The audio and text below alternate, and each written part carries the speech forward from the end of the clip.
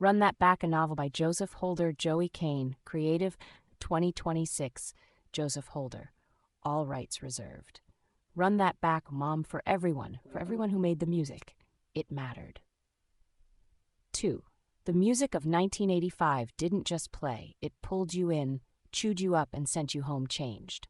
The question is whether you were paying attention. Unknown, 1985.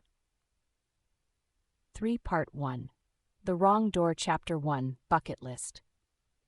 The first time Ray Webb's Uncle Darnell mentioned Paisley Park, Ray was 17 and didn't care. The second time, Ray was 19 and still didn't care.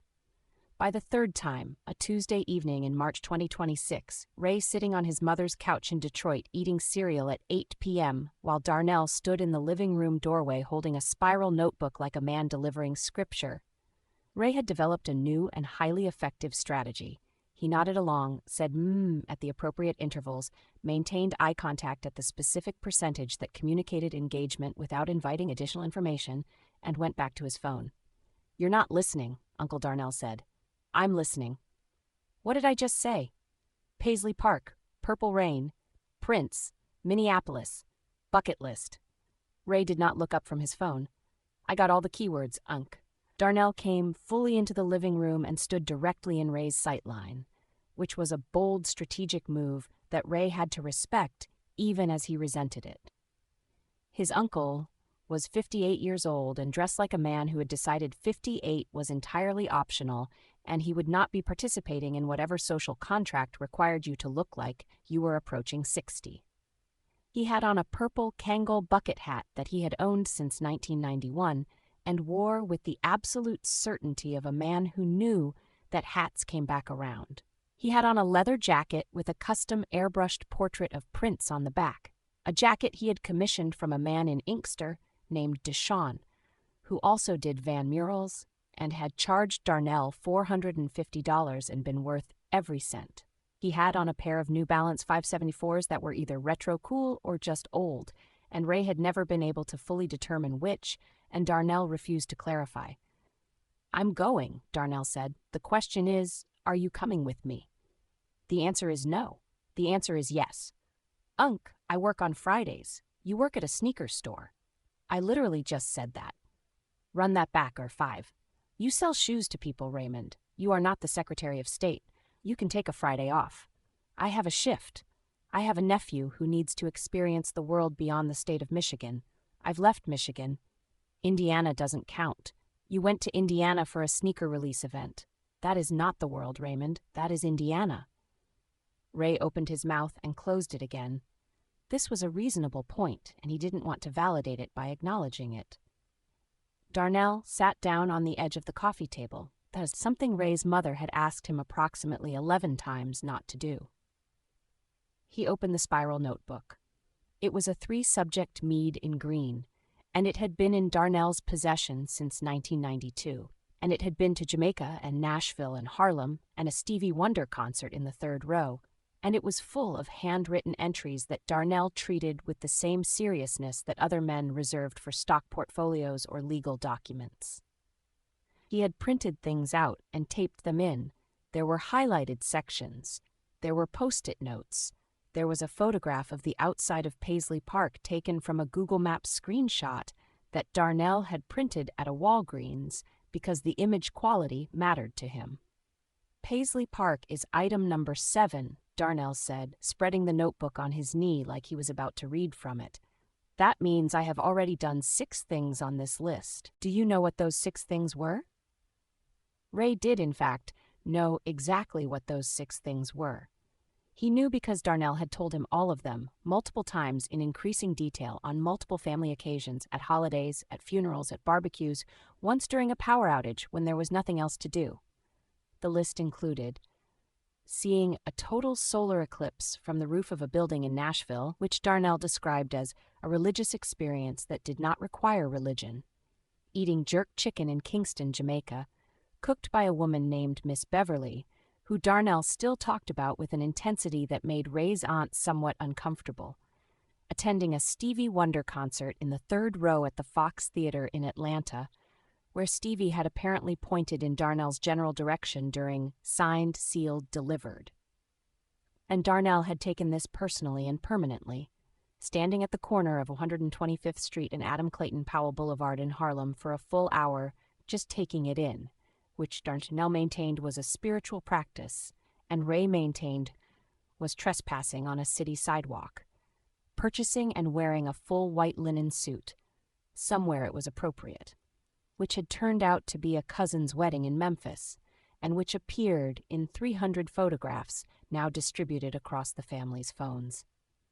And run that back 6, learning to make his own hot sauce from scratch using Carolina Reapers and an amount of habanero that his doctor had specifically told him to reduce, which he now brought to every family gathering in unlabeled mason jars and pressed upon relatives who had not asked for it and could not return it.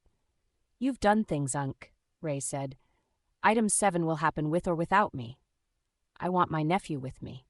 "Why?" Darnell closed the notebook. When he did this, when the notebook physically closed, it was the signal. Sincere Darnell was incoming. Ray braced himself, because Sincere Darnell was harder to navigate than regular Darnell. The way that a man who has decided to be honest about something is always harder to navigate than a man who's just making conversation. "Because your father should have been the one to take me," Darnell said, and his voice was quieter now. The comedy turned off. "Your father was the Prince fan in this family. He was the one who wore out the Purple Rain cassette. He played it so many times the tape started to stretch, and you could hear it in the playback, a little warble in the high notes, and he never replaced it. He just kept playing the warbled version like that was the correct version. He was the one who told me about Paisley Park in the first place back in '86, after he read an article about Prince building this facility in Minnesota. He called me and said, 'Darnell, you won't believe what this man built for himself out there.' Said it was a holy place. Said Prince had built a studio and a home and a performance space and a whole world in the middle of Minnesota where he could just be free and create whatever he wanted without anybody telling him what it should sound like or whether it should sell." He paused. "Your father told me we were going to go together someday," Darnell said. "We kept saying someday. We had a lot of things we were going to do someday. You know how that goes." Ray's father had passed 6 years ago, quietly, of something ordinary and devastating in the way that ordinary things could be. Ray still wasn't entirely comfortable with the shape his absence had left in the family, which was large and irregular and showed up in unexpected places. Like this moment, right now, on this couch in his mother's living room, with his cereal getting soggy and his uncle holding a green spiral notebook full of a life that was still being lived. He put his phone down. "When were you thinking?" he said. "Run that back, Joseph Holder, 7. They drove. This was Darnell's decision, and it was not negotiable. And Ray had learned, in 22 years of being Darnell's nephew, that there was a category of decisions Darnell made that had the texture of permanent geological features rather than opinions. The drive to Paisley Park was one of those. "Flying is for people who have no appreciation for the journey," Darnell announced, loading his suitcase into the back of the palace with the care of a man loading something fragile, which the suitcase was not. It was a Samsonite hardshell that had survived 3 decades of travel. Was a 2019 Buick LeSabre in midnight black that Darnell had purchased used from a dealership in Southfield and immediately subjected to a series of modifications that the dealership had not anticipated when they sold it. There was the custom seat cover on the driver's side, which featured a subtle but unmistakable print of Prince's face in profile, rendered in dark tones against the black fabric in a way that you only noticed when the light hit it directly. There was the air freshener hanging from the rearview mirror that was shaped like a crown. There was the trunk organization system that Darnell had developed over years of road trips, which involved specific designated zones for specific categories of items, and which he had tried to explain to Ray twice, and which Ray had understood none of. Ray had an overnight bag. Darnell had the Samsonite, a soft-sided cooler containing food that Darnell had prepared the night before, because rest-stop food is a tax on not planning ahead. a portable Bluetooth speaker that he referred to as the announcer, and the airbrushed Prince jacket folded carefully on top of everything because it would be worn at Paisley Park and it would be worn correctly. Unc, it's an 8-hour drive. 8 hours of America, Raymond. You can't put a price on that. You can put 8 hours on it. That's the price. 8 hours. Some of the best conversations of my life have happened in moving vehicles. Your grandfather told me the whole story of your grandmother on a drive to Cleveland. 8 hours. How long was that drive? 4 hours. So he talked for twice as long as the drive. He had a lot to say about your grandmother. Darnell put on a playlist before they had cleared the Detroit city limits. It began naturally with Prince. It continued with Prince. It branched out briefly to artists who had collaborated with Prince, Sheila E., Morris Day and the Time, Apollonia 6, Vanity 6, and then to artists who had been meaningfully influenced by Prince, which turned out to be Run That Back, Joseph Holder, 8, most of the artists Darnell liked. It circled back to Prince. It was, Ray observed, less a playlist than a universe with one organizing principle. Ray put his AirPods in. Darnell talked anyway. Did you know he played every instrument on his early records himself? Every single one. Guitar, bass, keyboards, drums, all of it. He'd lock himself in a studio for days. No engineers, no session musicians, just him and the equipment. Ray removed one AirPod. That's impressive. Impressive, Raymond. The man was a god, a 5'2" god from Minneapolis who built his own world because the existing world wasn't big enough for what he had to say. And he built it in Minnesota, which is the funniest thing about gods. They always show up in the most unexpected packaging. Nobody expected a god from Minnesota. Ray put the AirPod back in. Darnell talked about the Super Bowl halftime show in 2007, about Prince playing Purple Rain in actual Purple Rain, in Miami, in a white suit that somehow remained white while the crowd went completely insane.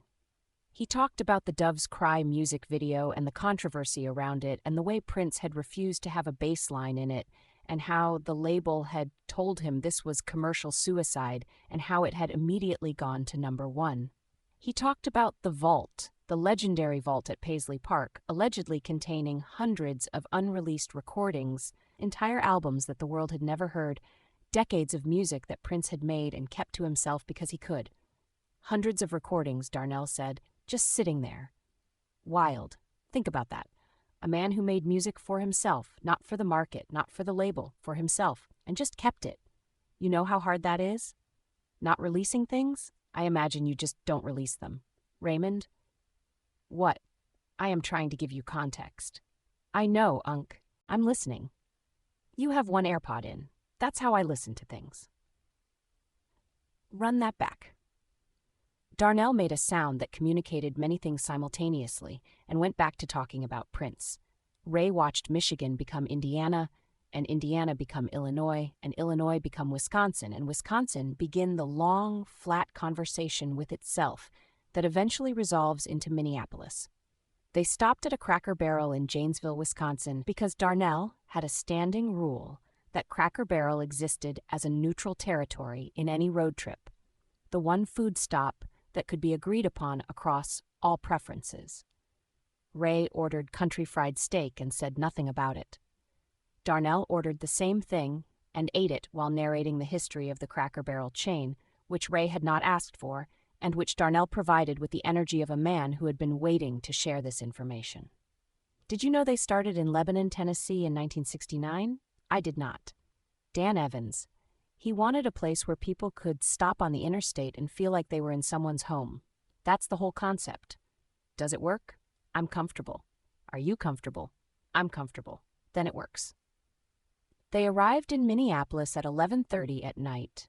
Darnell had booked them into a hotel that was, in his words, close to the action. The action was, at 11:30 p.m. on a Wednesday in Chanhassen, Minnesota, largely non-existent. The hotel had a breakfast bar that was closed, a pool that was closing in 20 minutes, and a television in the lobby tuned to a local news broadcast about a county fair in a town Ray had never heard of. Are you hungry? Darnell said. Kind of. Waffle House. Is there a Waffle House? There is always a Waffle House, Darnell said with the certainty of a man stating a physical law of the universe. There was, in fact, a Waffle House 11 minutes away. They drove to it. The Waffle House at midnight in Chanhassen, Minnesota was staffed by 3 people and contained, besides themselves, a man in a Vikings jersey eating hash browns and reading something on his phone. Run that back. 10 and a couple in their 20s who appeared to have come from an event of some kind and were debriefing it extensively. Their waitress was 22, with the specific affect of someone working a midnight shift who had made peace with all of it. Her name was Ashley, and she was kind and efficient and completely unprepared for Darnell. "Can I ask you something?" Darnell said, after ordering scattered and smothered and covered, which was his Waffle House order in every Waffle House in every state he had ever visited. "Sure," Ashley said. "Do you know whose city you live in?" Ashley blinked. "Minneapolis?" "Prince," Darnell said. "Prince Rogers Nelson. Born here. Built Paisley Park right here in Chanhassen. Changed the entire history of popular music. We drove 8 hours to pay our respects, and I want to know if the people here understand what they're walking around in the shadow of." Ashley looked at Darnell. She looked at Ray. Ray looked at his water glass. "I mean, yeah," Ashley said, with the diplomatic care of someone choosing words at midnight. "Everyone knows Prince. Do they know him, or do they know the name?" "Unk," Ray said. "What?" "She's working a midnight shift at a Waffle House. Let her bring the food." "I'm just asking. You're asking a lot for midnight at a Waffle House." Ashley brought the food. Darnell tipped 30%. In the parking lot, walking back to the palace, he said, "That's a tragedy. A perfectly good young woman who doesn't know who she's walking around in the shadow of." She said she knew who Prince was. Knowing the name is not the same as understanding the weight. "Unk, it's midnight and we have a tour at 10 a.m. "I'm just saying." "I know you are. Run that back, holder 11. They went to sleep. The tour was at 10 a.m. Ray set 2 alarms because Darnell had mentioned twice that Carol, their tour guide, had specifically noted in the confirmation email that latecomers could not be admitted once the tour had begun, and Darnell had the energy of a man who would not be a latecomer and who would also not be letting Ray be a latecomer. Run that back. 12, Chapter 2. Paisley Park. Paisley Park was not what Ray expected, except that Ray had come on this trip with as close to 0 expectations as a human being could carry, and still be considered to be participating in an activity. So not what Ray expected had approximately the same meaning as not what a blank wall expected. It was a building. He had expected a building. It was a large, white, purposeful, architecturally intentional building in Chanhassen, Minnesota, surrounded by suburban commercial real estate that had the slightly bewildered expression of strip malls and corporate parks that had never asked to be in proximity to a cultural landmark and were still processing their situation. There was a Best Buy visible from the parking lot. This felt like it was saying something about America, though Ray couldn't say exactly what. "I thought it would be bigger," Ray said. "It's enormous on the inside," Darnell said, and said it with such serene certainty, as if he had been inside it already, as if he had known this fact for 30 years, because he had known this fact for 30 years. His brother had told him that Ray did not argue. He was right. It was enormous on the inside. Carol was their tour guide. Carol was a woman in her 50s, in a purple lanyard, who had been giving Paisley Park tours since the facility opened to the public, and who clearly loved this job with an intensity that was both deeply moving and slightly exhausting, in the way that any person's complete and total commitment to something is moving and exhausting in equal measure. She wore the lanyard the way other people wore their identity. She had a practiced warmth that came from genuinely caring about every person in every group, understanding that they had all arrived with different griefs and different loves for the man who had built this place, and she was committed to honoring all of them. There were about 20 people in the group. Ray cataloged them with the reflexive social assessment of someone who had grown up in Detroit and developed a habit of knowing his room. There was a retired couple from Ohio in matching Kansas City Chiefs jackets. Wait, one was Chiefs, one was a different team. They had agreed on the jackets as a format, but not the team. There were 2 women in their 30s who had driven from Chicago, and who had the energy of people on a pilgrimage. There were several people who appeared to be alone, and were carrying that aloneness with the specific dignity of people who had driven a long way by themselves to be somewhere that mattered to them. There were a pair of college students who were clearly here for a class or an Run That Back 13 assignment, and were doing the thing where you try to look like you're here for personal reasons. And there was Darnell, who was the oldest person there by a comfortable margin, and who had worn the Prince jacket, and who was already writing in his notebook before Carol had finished her opening remarks. Darnell made a sound within 45 seconds of entering the building. Not a word. A sound. It happened when Carol gestured toward the entry atrium and said, simply, with the practiced warmth of someone who had said this sentence 10,000 times and still meant it every time, "Welcome to Paisley Park." And Darnell's response was a sound that was not a word and did not need to be, because it communicated a complete paragraph about loss and love and time and the things you meant to do with people before the world made other arrangements. It was the sound of a man who had been holding something for 30 years and had just been given a place to set it down. Ray put his hand briefly on his uncle's shoulder. Darnell patted it without looking away from the atrium. They were in the room where it had all happened. Ray felt that, even though he hadn't fully expected to. The tour went through the studios. Studio A was where Purple Rain had been recorded, where Sign O' the Times had been recorded, where an extraordinary amount of music had been made over 2 decades by a man who had treated this building as his instrument as much as any guitar or piano. Carol described the recording console with the fluency of someone who had described it many times and the care of someone who still found it worth describing. She mentioned, carefully, the vault. Every single person in the tour group became immediately alert at the mention of the vault. "How many albums are in there?" asked the man in the Chiefs jacket.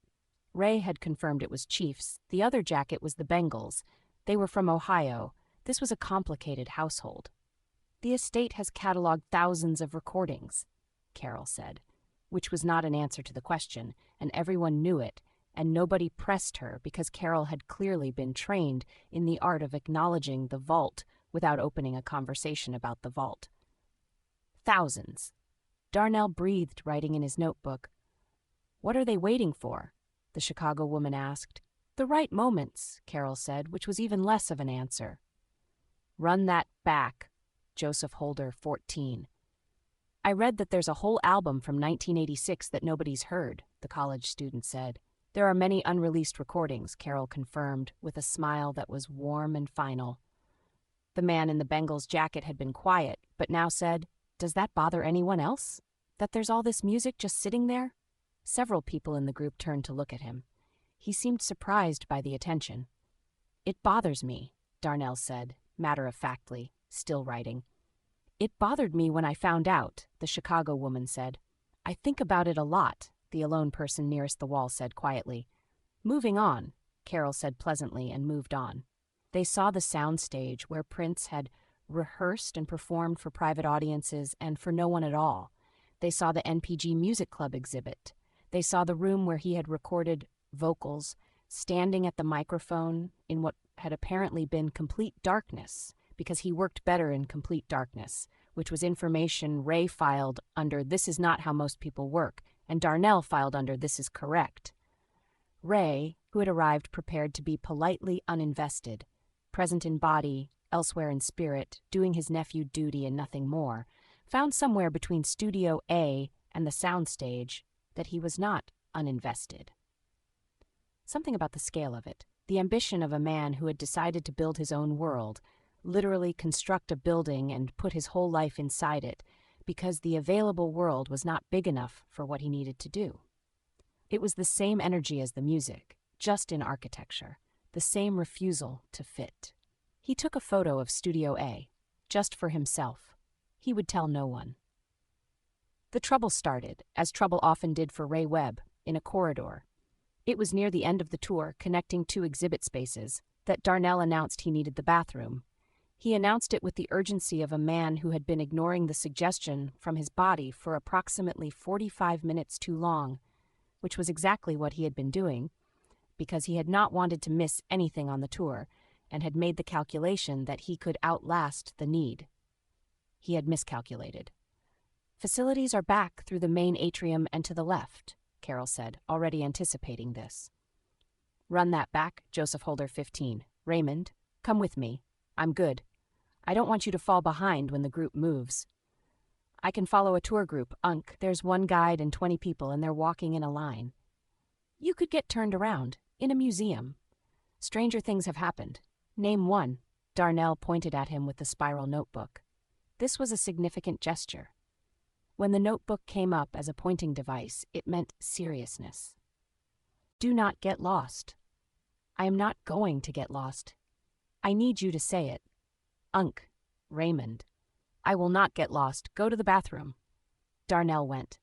The tour moved on ahead, Carol's voice drifting back with descriptions of Prince's custom stage equipment and his specific requirements for monitor placement and his habit of performing surprise concerts at 3 a.m. for no publicly announced reason because he felt like it. Photograph on the wall. Ray drifted in floor the to other ceiling. direction. Prince in what appeared to be the late 80s based on the fashion, a specific kind of high-collared shirt in deep purple, gold jewelry, hair, and the expression.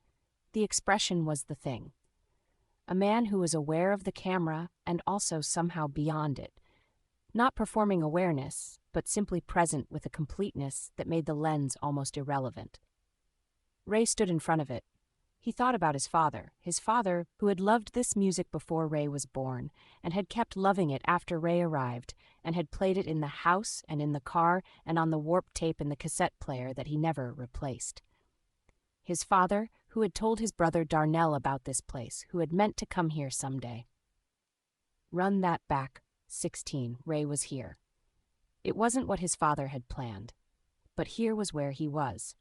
He made a mental note to start a list. Then he noticed the door. It was set into the wall to his left, slightly recessed, painted the same off-white as the surrounding wall in a way that suggested it had been deliberately matched, deliberately camouflaged. There was no signage on it, no handle visible from a distance, just a flat panel with a push plate near the top that you'd only see if you were close. It looked like every service door in every institutional building Ray had ever been in, the kind that existed for the people who worked in the building and whose contents were none of the touring public's business. It was also, Ray noticed as he stepped closer, slightly open. Not much. A half-inch gap at most, showing a thin line of darkness beyond it that had a quality he couldn't immediately name. Cooler than the hallway with more depth than a broom closet would have. He stood in front of it for a moment. His adult brain, in full operation, told him clearly and without ambiguity that this was not his door. This was someone's workplace. He was on a public tour that had specifically designated areas for a reason, and wandering into unauthorized spaces in a museum dedicated to the memory of a beloved musical figure was exactly the kind of behavior that resulted in a man named Jeff appearing with a walkie-talkie in a politely firm manner. He pushed it open. On the other side was a staircase going down. The steps were concrete, functional, unadorned, the architecture of a space that wasn't meant to be seen. The lighting from below was faint and warm and had a quality that Ray's brain tried to classify as emergency lighting and failed, because emergency lighting was yellow-white and institutional, and this was something warmer, something that had a very subtle pulse to it, like the light in a room where someone was breathing. "Hello?" Ray called down. Nothing answered him. But the silence was not empty. It was the silence of something waiting, which was a different thing from the silence of nothing. And Ray had grown up in Detroit and knew the difference. He went down 3 steps. The door behind him closed. He heard, with absolute clarity, the click of a latch engaging. He turned. He pushed. Nothing moved. He pushed harder. Still nothing. He knocked. He called out. His voice came back to him from the concrete walls in a way that confirmed excellent acoustics and 0 listeners. Run that back, 17. He stood there for a moment and took stock of his situation in the systematic way he had developed for dealing with bad situations, which was to identify the components rather than the totality, because totalities were overwhelming and components were addressable. Component 1. He was in a locked stairwell. Component 2, his uncle was in the bathroom. Component 3, his phone showed 0 bars. Component 4, he had been explicitly told not to get lost. "Okay," he said to no one. He went down the stairs. "Run that back." 18 Chapter 3. The black hole has terrible Wi-Fi. The staircase went down further than it should have. This was Ray's first clue. He counted. 12 steps, 15, 20. He was in a single-story building. He had just been given a full tour of a single-story building by a woman who knew every square foot of it. By step 23, he had passed the point where any basement floor had any logical right to be.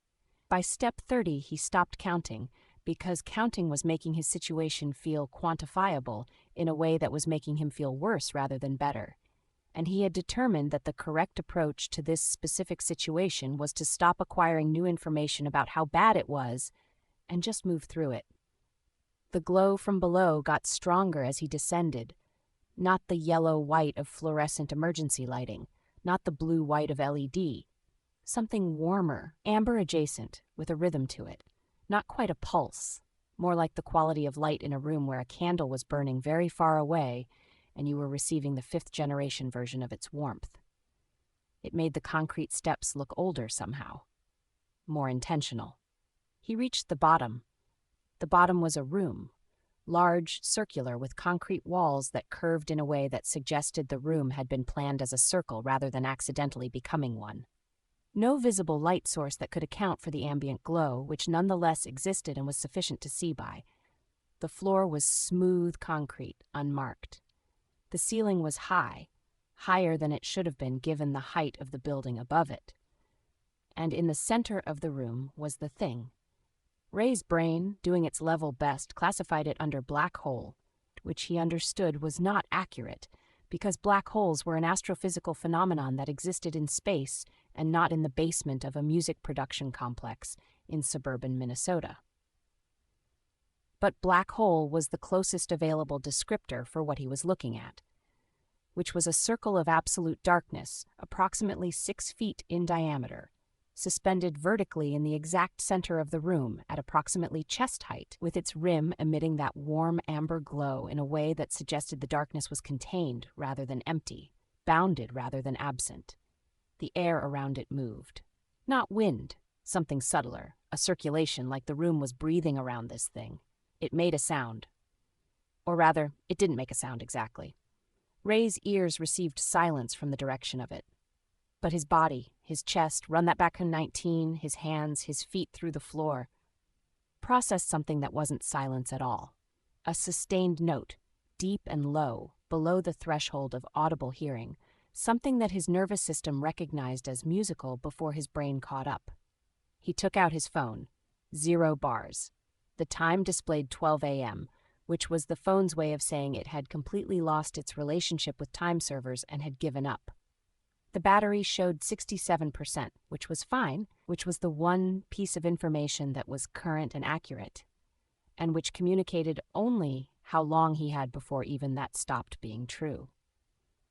Ray stood in front of the thing and had a conversation with himself that lasted about 30 seconds and covered the following topics: the complete impossibility of what he was looking at, the fact that he was alone in a locked basement with no cell service, the observation that his uncle was currently somewhere above him wondering where he was, the question of whether this was some kind of elaborate museum installation that he had walked into without reading the signage, and finally the acknowledgement that whatever this was, standing here looking at it, was not a strategy.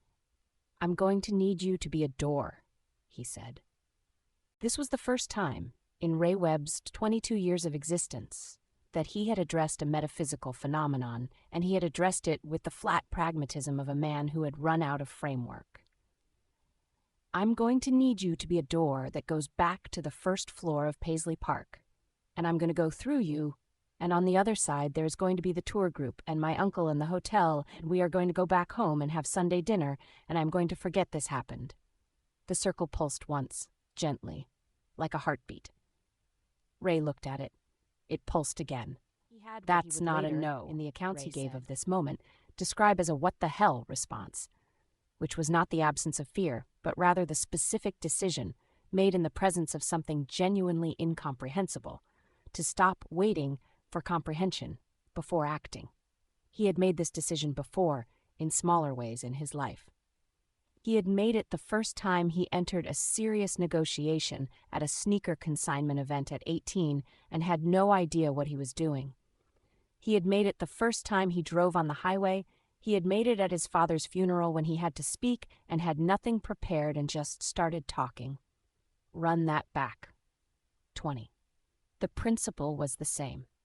When you don't know what you're doing, you do the next available thing with your full attention and you see what happens. He stepped through. The first thing was the smell. He was somewhere else before his eyes fully adjusted, and he knew it from the smell, which arrived before the visual information did, and which was specific and layered in a way that was nothing like the climate-controlled air of Paisley Park.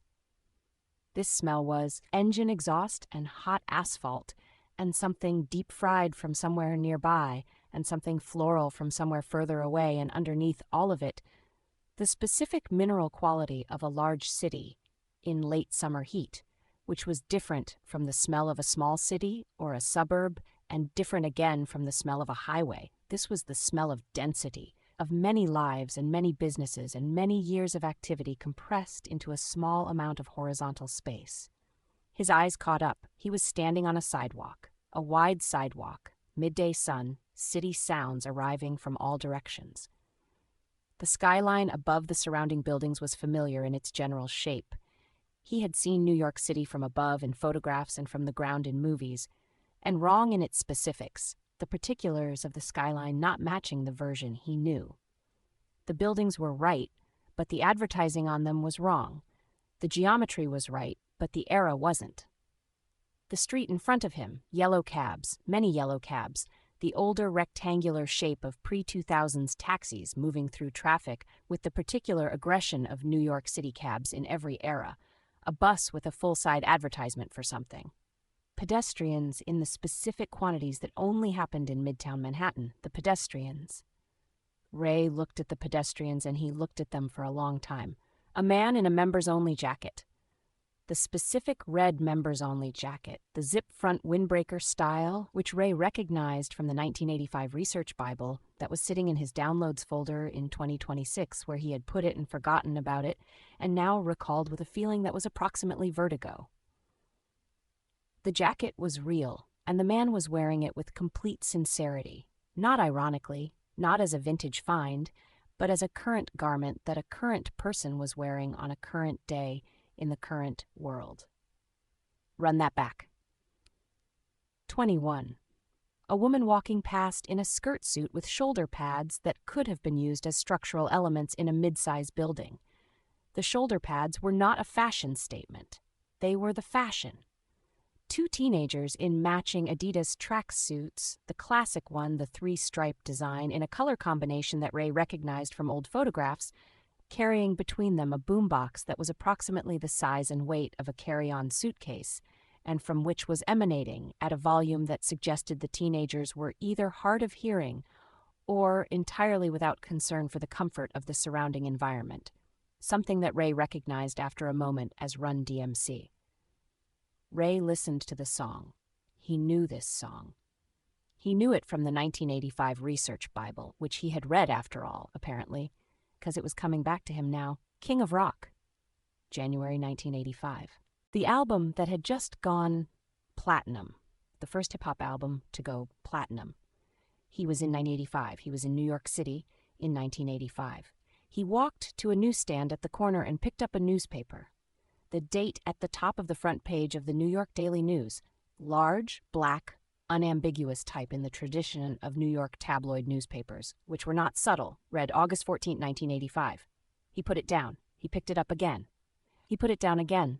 He stood still on the sidewalk for approximately 45 seconds. Then he did what any reasonable 22-year-old from Detroit would do in this situation. He checked his phone. The phone displayed 12 a.m., 0 bars, and a battery percentage of 67%. He opened his camera app. It worked, which was something, and took a photograph of the newsstand to confirm the date in a format that existed independently of his own perception, and then put the phone away. A pigeon landed near his foot. It was an entirely ordinary pigeon. Gray, iridescent neck, the compact urban competence of a New York City pigeon, which was a different animal from pigeons in other cities in the way that New York City rats were different from rats in other cities, which was to say, more confident. This pigeon regarded Ray with an expression of mild contempt that had not changed in any pigeon in any decade and would not change, Ray suspected, in any decade to come. "Don't," Ray told the pigeon. The pigeon left. It had things to do. Route 22. Ray looked up and down the street. He needed a location fix, something to drink, water preferably, and a person he could talk to without generating an incident. He was aware, with the particular acuity of a person whose history education had actually stuck, that he was a 22-year-old black man in Manhattan in 1985, wearing clothes from the future and carrying a phone that looked like a small mirror, and that he needed to manage every variable in his environment with care. He knew what the summer of 1985 in New York City looked like in the historical record. He knew the unemployment rate in black communities. He knew the crime statistics. He knew how the police operated in this era in this city. He had read the research Bible, actually, and it had not been entirely cheerful. He adjusted his posture. He adjusted his expression. He made himself unremarkable, took up the correct amount of space, and started walking.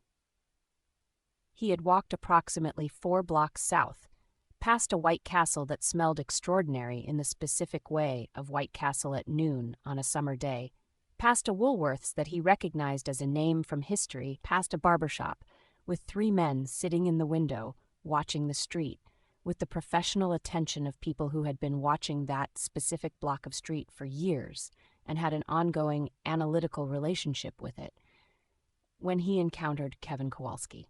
Kevin Kowalski was 24 years old and was sitting on the front steps of an undistinguished brownstone eating a falafel from a paper wrapper with the focused pleasure of a man eating something he had eaten many times and still found worth eating. He was 5'10", lean, with brown hair that was attempting something specific, pushed back, slightly gelled, without quite achieving it. He was wearing a T-shirt that read "Frankie Says Relax" in bold capitals, which Ray clocked immediately as the Frankie Goes to Hollywood shirt, which was a thing he knew from the research Bible, which he had apparently read more thoroughly than he remembered. The T-shirt was paired with jeans that were acid-washed and, inexplicably, pleated, a combination that Ray processed as a visual fact without permitting himself an opinion. Kevin had on a pair of Adidas Gazelles in white and green with fat laces that were moderately but not maximally puffed in a way that suggested some familiarity with the convention without full commitment. Kevin had been watching Ray approach for half a block with the expression of a man who had made a decision, not a bad decision, just a decision, that this was going to be interesting. "Nice shoes," Kevin said as Ray came level with him. Ray stopped. He looked down at his Air Max 2026s, which were a Nike silhouette that did not yet exist and were in a colorway, a deep teal and white with a reflective stripe detail, that would not be designed for another 41 years. He looked at Kevin. "Run that back. 23. I've never seen that silhouette. Are those Nike?" "They look like Nike, but I've been in the sneaker business." He paused, amended. "Adjacent to the sneaker business, I work in a record store, but I know sneakers, and those are not any Nike that exists right now." "They're prototype," Ray said. "I know a guy." Kevin accepted this with the satisfied nod of a person for whom "I know a guy" was a complete and sufficient explanation for most things, which told Ray something immediately useful about Kevin. "Where are you from?" Kevin said. He was not being nosy. He was being genuinely curious, which was different. "Detroit." "Passing through?" "Something like that." "Where are you headed?" This was the question Ray had no answer to, and the absence of an answer must have been visible on his face, because Kevin tilted his head slightly and said, with the honest assessment of someone who was paying attention, "You look like a man who's had a real unusual morning." Ray stood on the sidewalk for a moment. He looked at Kevin Kowalski, who was 24 years old in 1985 and eating a falafel and wearing pleated acid-wash jeans, and who had, in the 30 seconds of their acquaintance, been nothing but direct and curious and apparently without an agenda. Ray thought about his options. which were lie completely, tell the truth completely, or find a middle path through which he could get what he needed without either. He sat down on the steps next to Kevin. Kevin moved over without being asked to. This was also useful information. "How familiar are you with hypotheticals?" Ray said. "Pretty familiar. I work in a record store. We do a lot of hypotheticals." Hypothetically, if a person, not me, just hypothetically a person, ended up somewhere they didn't intend to be, in a time they didn't intend to be in, with no way to contact anyone from their actual life and no clear path to getting back, where would you recommend they start? Kevin was quiet for a moment. He ate a piece of falafel. He looked at the street. A cab went by. The boombox teenagers had moved on down Run That Back, 24 the block, and the Run DMC had faded, but Ray could still catch the tail of it. "When you say a time they didn't intend," Kevin said, with the careful precision of someone who had identified the unusual clause in the sentence, "do you mean like they're in a bad period of their life emotionally, or—" "The year," Ray said. "A specific year they didn't intend." Kevin was quiet for another moment. "How far off?" he said. 41 years. Kevin sat with that. He looked at the shoes again. He looked at Ray's pocket where the phone was, and Ray noticed him looking at the faint rectangular outline of it, and noticed that Kevin was noticing the rectangular outline of a device with no apparent buttons or ports or physical features visible through the fabric. "Forward or back?" Kevin said. "Back." Kevin nodded slowly. He was assembling a picture from the pieces available, and he was doing it without drama, which was either the sign of a genuinely curious nature or of a person who had simply decided to take the information at face value and see where it went. "So you're from the future, from 2026. "Yes." "And you ended up here through a thing in a basement, in Minnesota." "A thing in a basement, in Minnesota. I know how it sounds. It sounds completely insane, I know. Have you seen Back to the Future? It came out in July. I'm aware of it. I've seen it twice." Kevin sat up slightly. "Okay, so you need to find your way back, which means you need information, which means you need someone who knows things. Correct? Run That Back, 25? There's a guy." Kevin stood, dusted off his pleated acid-wash jeans, a motion that generated a faint swishing sound from the fabric, which Ray clocked as the parachute-adjacent quality of certain 1985 denim treatments, and extended his hand.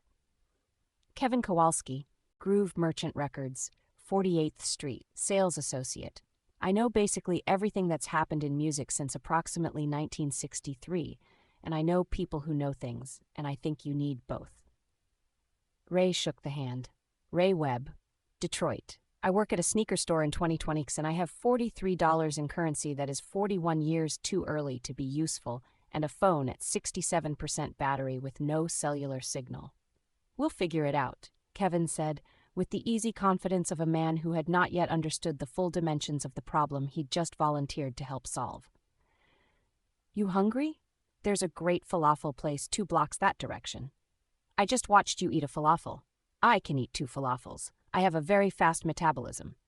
"Lead the way," Ray said. The falafel place was called Abdu's, and it was a narrow restaurant that had been in business since 1971 and smelled accordingly, a layered, accumulated smell of decades of good food and cooking oil, and the specific herbs that went into the falafel recipe that Abdu himself had brought from Cairo and which had not changed since.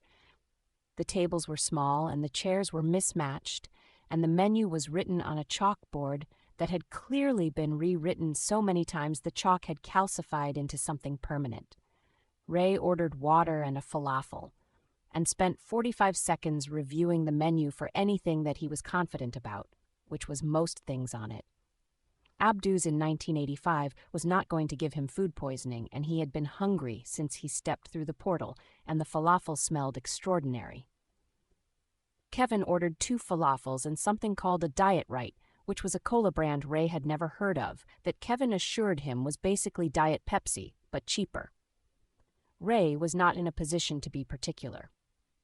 "So," Kevin said, installing himself in his chair the way he installed himself everywhere, with the comfortable spread of a person who assumed the space was available for his use, which was not an aggressive assumption, just a relaxed one. "Future, 2026. What's it like? Run that back, Joe Folder 26. I'm not telling you about the future. Kevin stared. Why?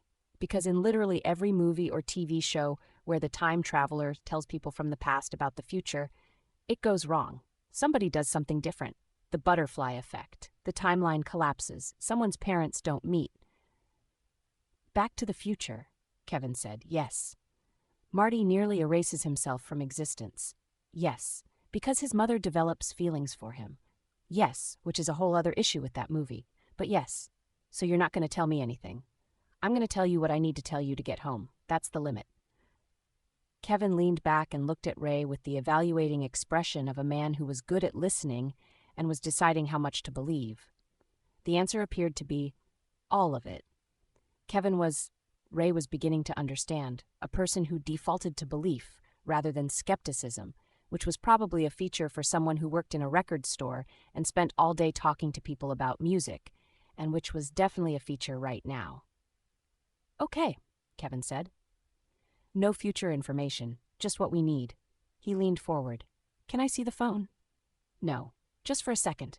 Nobody touches the phone. I won't touch it, I just want to. Kevin, right, no phone. The falafels arrived.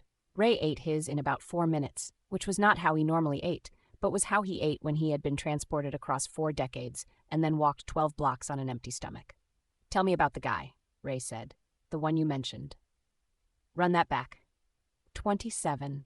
Kevin's posture shifted in the way of someone being asked to explain something they knew well and had been waiting to be asked about. Selector 7. He works the day shift at Capitol Groove Records on 125th Street in Harlem. He's been there as long as anyone can remember. He's a DJ, a serious one, not the house party kind, the kind who understands music as a structural thing, but he's more than that. He knows things. What kind of things? Hard to explain exactly. He told my manager, his name is Gary. Gary's been at Groove Merchant for 12 years. He's seen everything. 7 told Gary things about his personal life that 7 could not have known. Not invasive things. A file that wasn't available. Just accurate things. Kevin ate the second falafel. He told a woman who came in from Boston that her sister was about to call her with good news. And her sister called while she was still in the store. She literally heard the phone ring while 7 was talking. What was the good news? The sister got engaged, I think, or got into grad school, something. But the point is he knew. Ray sat with this. He looked at the chalkboard menu. He looked at the Diet Right Kevin was drinking.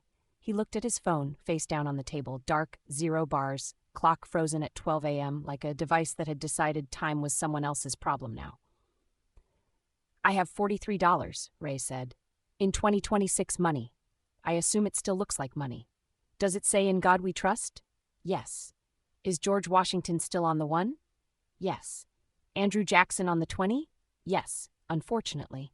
Then it's money. It's different money. The designs changed, they added color strips and things, but it's American currency. Will it spend? It'll raise questions, but it'll probably spend.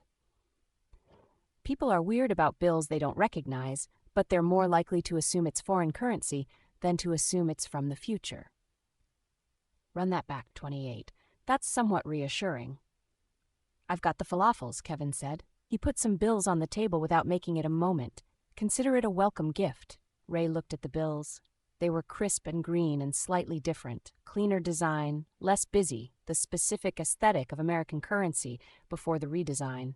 Real money, right now in active use, 30 years before he was born as a consumer. Thank you, Ray said. Don't mention it. Kevin stood. Come on, we'll take the subway to 125th. How much is the subway? 90 cents. 90 cents, yes. Ray looked at the ceiling of Abdu's. He thought about the $2.90 subway fare in 2026 and the $9 minimum credit card processing fee and the fact that you could buy 2 subway rides in 1985 for less than $1, and the subway in 2026 still didn't go everywhere it needed to go. Economic commentary, Kevin said. Not from me. Let's go. The subway entrance was a set of iron stairs going down into the specific underground smell of the New York City subway system, which was distinctive and consistent across all the decades Ray had read about and was in fact exactly as advertised. He had ridden the subway in 2026 approximately 40 times on various trips to New York for sneaker events, and each time had found it functional and sometimes delayed and occasionally alarming in the way of any system serving 8 million people. But never like this. The subway in 1985 was a different experience categorically. The car they boarded was covered, internally and externally, in graffiti. Not the careful mural-style aerosol work that appeared in galleries and on commissioned walls.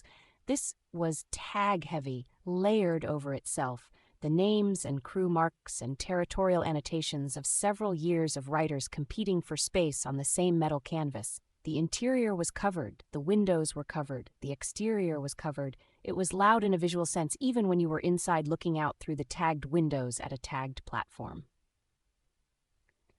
Ray looked at it. Run that back, 29. Kevin grabbed a pole. Pretty much the whole system is like this. The city's been trying to clean it up for years. They can't keep ahead of it. They eventually do. Kevin looked at him sideways. Yeah? Ray shrugged. This was technically future information, but felt too general to matter. The car was crowded with the specific democracy of a New York City subway at midday. Everyone going somewhere different, occupying the same tube, the social contract of shared transit, enforced by proximity, and the tacit agreement not to make eye contact for too long. Ray stood and held the pole next to Kevin and was aware, with a practiced awareness, of the ways his presence was being registered around him. He was wearing clothes from the future in a city in the present, and his body communicated things that he couldn't fully control. The posture of someone who had grown up with a phone in his hand. The gait of someone who had grown up in a world with specific visual inputs that had never existed in 1985. The shoes, always the shoes, which were so wrong for 1985 that he might as well have been wearing a sign. He went still. He made himself unremarkable. He had done this before in rooms that had nothing to do with time travel. Kevin, next to him, was doing none of this. Kevin existed in the city with the frictionless ease of someone who belonged here, for whom the lurch and sway of the car was automatic, who looked at the graffiti-covered windows with the comfortable familiarity of someone who had been riding this train for 4 years. "How'd you end up here?" Ray asked. "From Pittsburgh." "College. Stayed for the record store," Kevin grinned, which is the exact opposite of every guidance counselor's advice. "What do your parents think?" "They think I'm a genius who will eventually realize his potential. They've been thinking this since 1979. Their optimism is honestly heroic." Ray laughed. Short, involuntary, the kind that arrived before you'd decided to produce it. Kevin heard it and looked pleased in the uncomplicated way of someone who had been funny and knew it. They rode uptown. The train stopped at several stations. At each station, people got on and off with the focused efficiency of New Yorkers, who treated getting on and off public transit the way soldiers treated run that back. 30 boarding and exiting vehicles, with purpose and minimum delay. A man at the far end of the car was playing a guitar badly, working through what might have been a song under better technical conditions. No one gave him money. No one told him to stop. The car existed around him, with the practiced tolerance of people who had learned to cohabit. At 125th Street, they came up into Harlem. Harlem, in August 1985, was hot and specific and alive in the way that Ray had read about in the Research Bible, and which the Research Bible had done its best to capture, and which was nevertheless different from the actual thing, in the way that reading about music was different from hearing it. The street was full. There was a record store visible from the subway exit, with its door open and music coming out of it. There was a woman selling incense from a folding table. There were men on a stoop doing what men on stoops do, which is watch the street and have opinions about it. There was the smell of something being cooked somewhere above the street level, drifting down from a window. Capitol Groove Records was half a block from the station on 125th Street. A storefront that had the particular permanence of places that had been in one location for long enough that they had become indistinguishable from it. The sign above the door was hand-lettered in red and gold. The window display held a rotating selection of album covers. Whitney Houston's self-titled debut, which had come out in February and was still selling, Run DMC's King of Rock, Bruce Springsteen's Born in the USA, which had been out a year and was still everywhere. A Prince album, naturally, Purple Rain, which was also still selling because it had been out a year and was also still everywhere. A bell announced them when Kevin pushed open the door. The smell. Ray had been in 2 record stores in his life in 2026. Both of them the nostalgic vinyl boutique variety that had proliferated in the aughts and teens as nostalgia objects rather than working retail. And both of them had done their best to approximate the smell of a record store of this era. They had come close in the way that a very good photograph of a meal came close to the meal. This was the meal itself, vinyl and cardboard, and the warm, dusty, accumulated smell of thousands of physical objects that had been touched and filed and retrieved and returned by thousands of hands over many years, with underneath it a bass note of coffee being drunk by someone in the back and the faint residual presence of cigarette smoke that had been absorbed by the walls over years of people smoking indoors because it was 1985 and narrow, and this was normal. Organized into genre bins along both walls and in 2 central rows, with every inch of wall space above the bins covered in album art and concert posters and handwritten notices and photographs. A string of lights ran the length of the ceiling, adding an amber warmth to everything.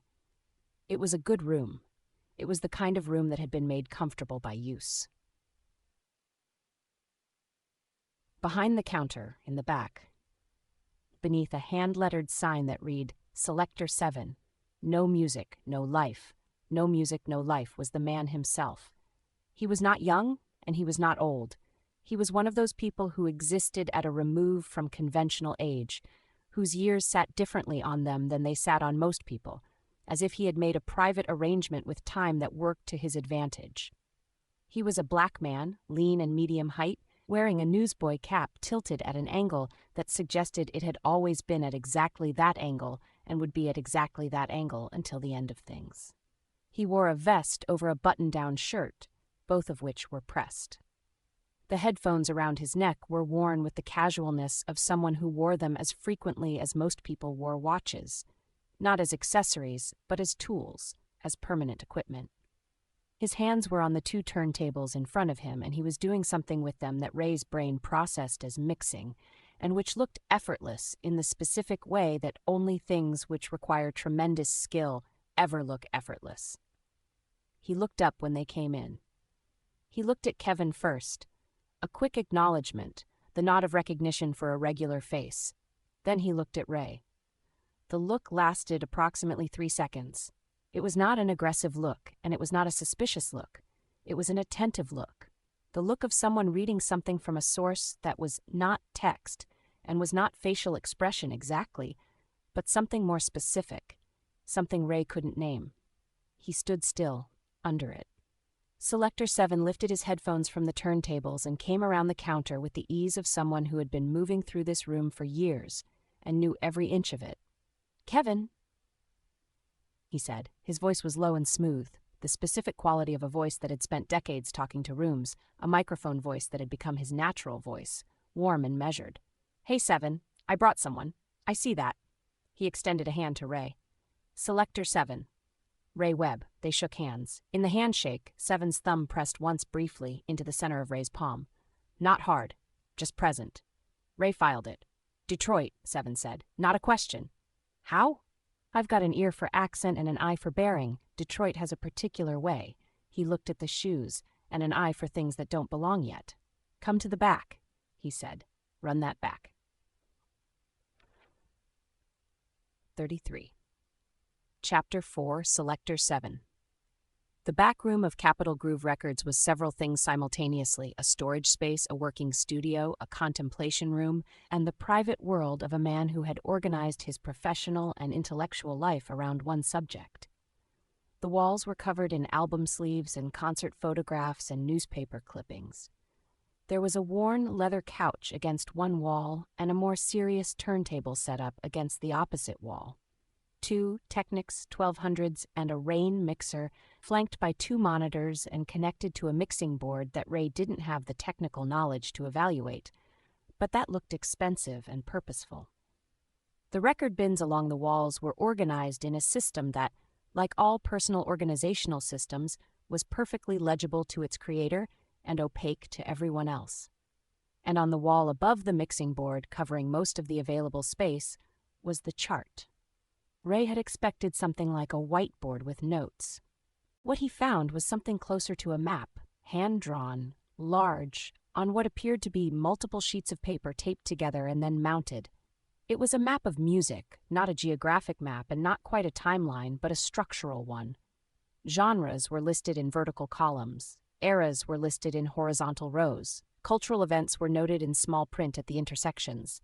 And connecting all of it were lines, dozens of them, drawn in different colors with different weights, running between things that at first glance didn't seem related, and which, the longer you looked at them, began to seem not just related but necessary to each other. "Sit," Seven said, pouring 3 coffees without asking. He handed one to Ray, one to Kevin, kept one for himself. "Thank you," Ray said.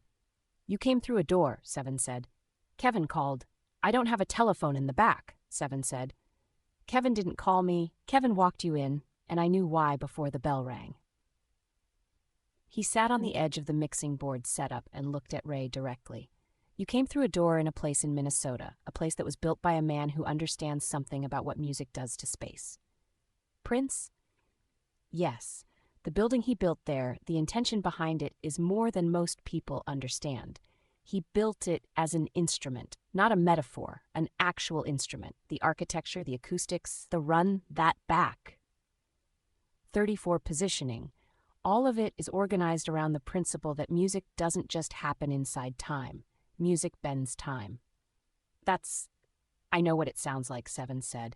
"One of the access points he built into the structure, deliberately or as a consequence of the intention, I can't tell you which, I wasn't there, opens in both directions. When the resonance is right, it opens. The portal, if you want a word for it." "Can you get me back?" Seven set down his coffee.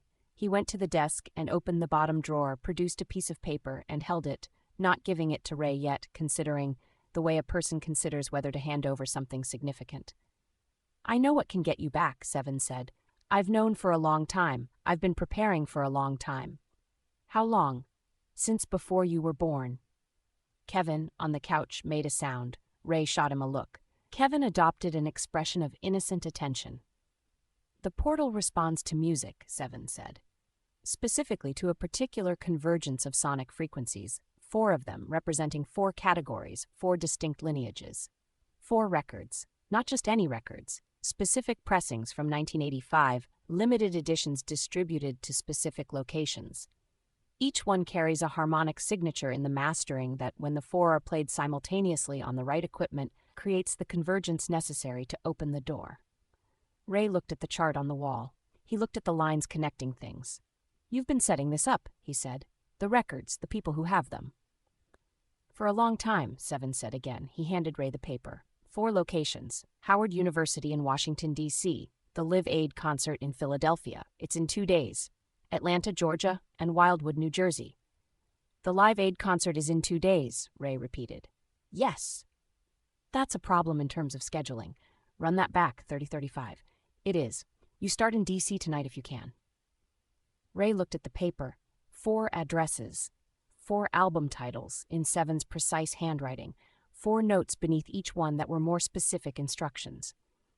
"There's a sequence," Seven said. "The frequencies build on each other. Hip-hop first, that's Howard University. Then R&B, that's Atlanta. Then rock, that's Wildwood. Then pop.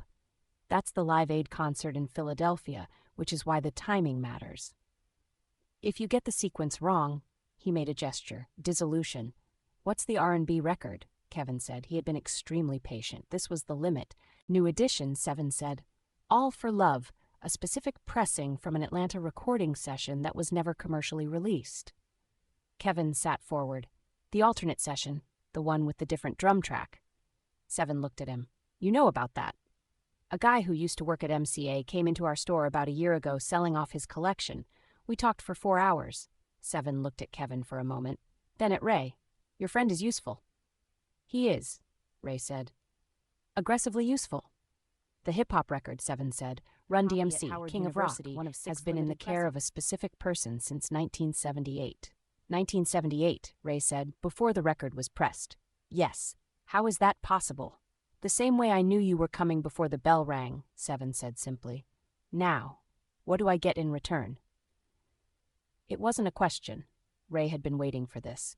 You want to know if the music survives, Ray said. You want information about what happens to all of this. He gestured at the walls, at the records, at the chart. I want to know if it mattered, Seven said. I have spent my life on this, on music, on understanding it, preserving it, connecting people to it.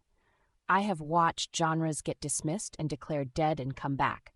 I have watched music get taken from the people who made it and run that back, 36 given to people who didn't. I have watched this whole system run exactly as you'd expect it to run if you assumed that the people making the best music were also the people with the least power. He paused. I want to know if any of it survived that. If 40 years from now, the music being made right now in this city, in this year, if any of it meant anything. Ray thought about his uncle driving 8 hours in the palace to stand in front of a building where a man had once played music for himself. He thought about a generation of kids in 2026 who had the entire history of recorded music available in their pocket at all times, and mostly listened to whatever the algorithm chose for them. He thought about sampling, about all the 1985 music that was living inside 2026 music as unacknowledged DNA. It mattered, Ray said. It still matters. Some of it got buried. Some of it got taken further from its source than it should have been. Some of the money went the wrong places. But the people who built this music, he looked at the chart, at the lines connecting things. The community that built it doesn't disappear.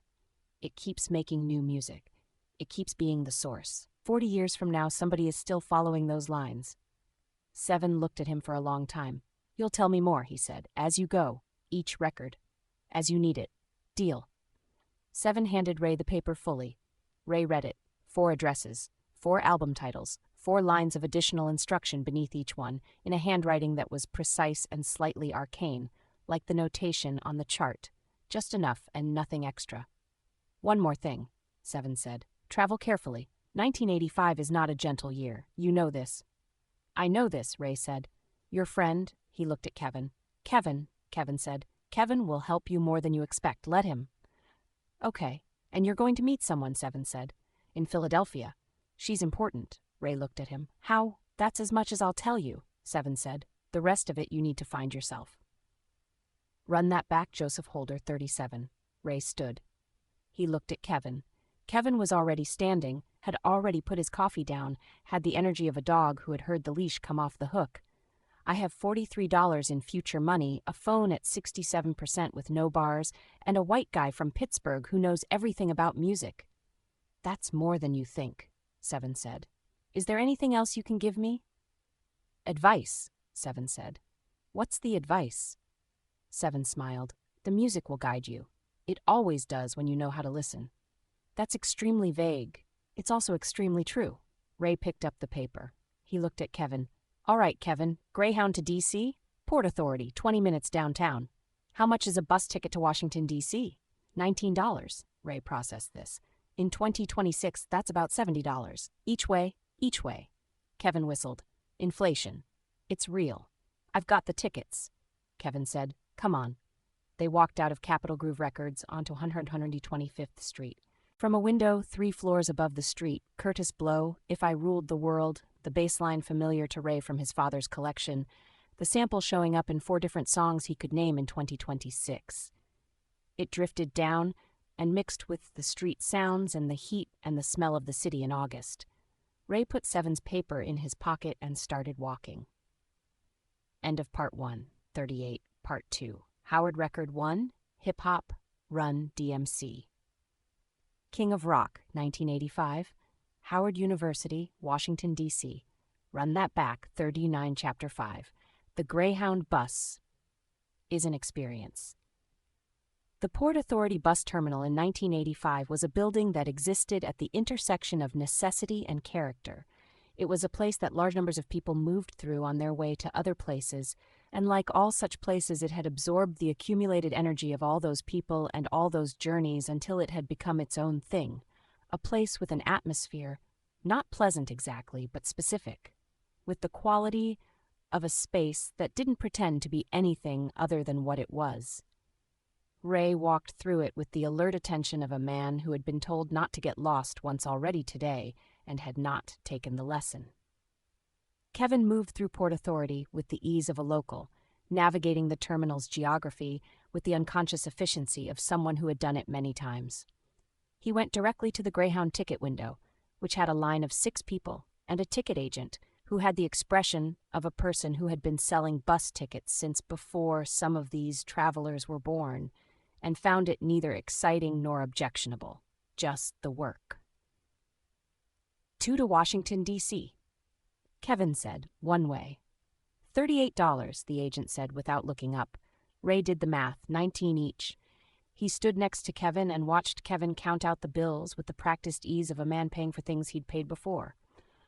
Gate 14, the agent said, departure in 40 minutes. Kevin handed Ray the ticket. Ray looked at it. This is a physical ticket, Ray said. Yes, like it's printed on paper. That is generally what a ticket is. You can't just show them your phone. Kevin stared at him. Show them my what? Never mind. Are you telling me that in 2026, bus tickets are, what, on your phone? Most things are on your phone. What if your phone dies? We're on bet 40. That's a very good question that keeps a lot of people up at night. What if you lose your phone? Also a source of significant anxiety. That seems like a terrible system. It has some drawbacks. Ray agreed. Also some benefits. It's complicated. Kevin looked at his wallet, then at his transit token, then at his Mets cap, then at Ray. He had the expression of a man organizing information. Can the phone call anyone? Not here. No signal. What can it do?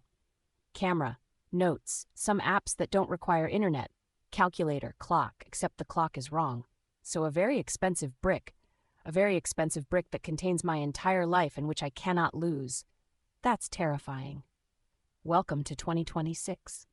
They boarded 40 minutes later. The bus was a 1984 Greyhound MC8, a long silver vehicle that smelled of diesel, and the accumulated presence of many long trips, with seats upholstered in a pattern that appeared to be a deliberate attempt to hide stains through visual complexity.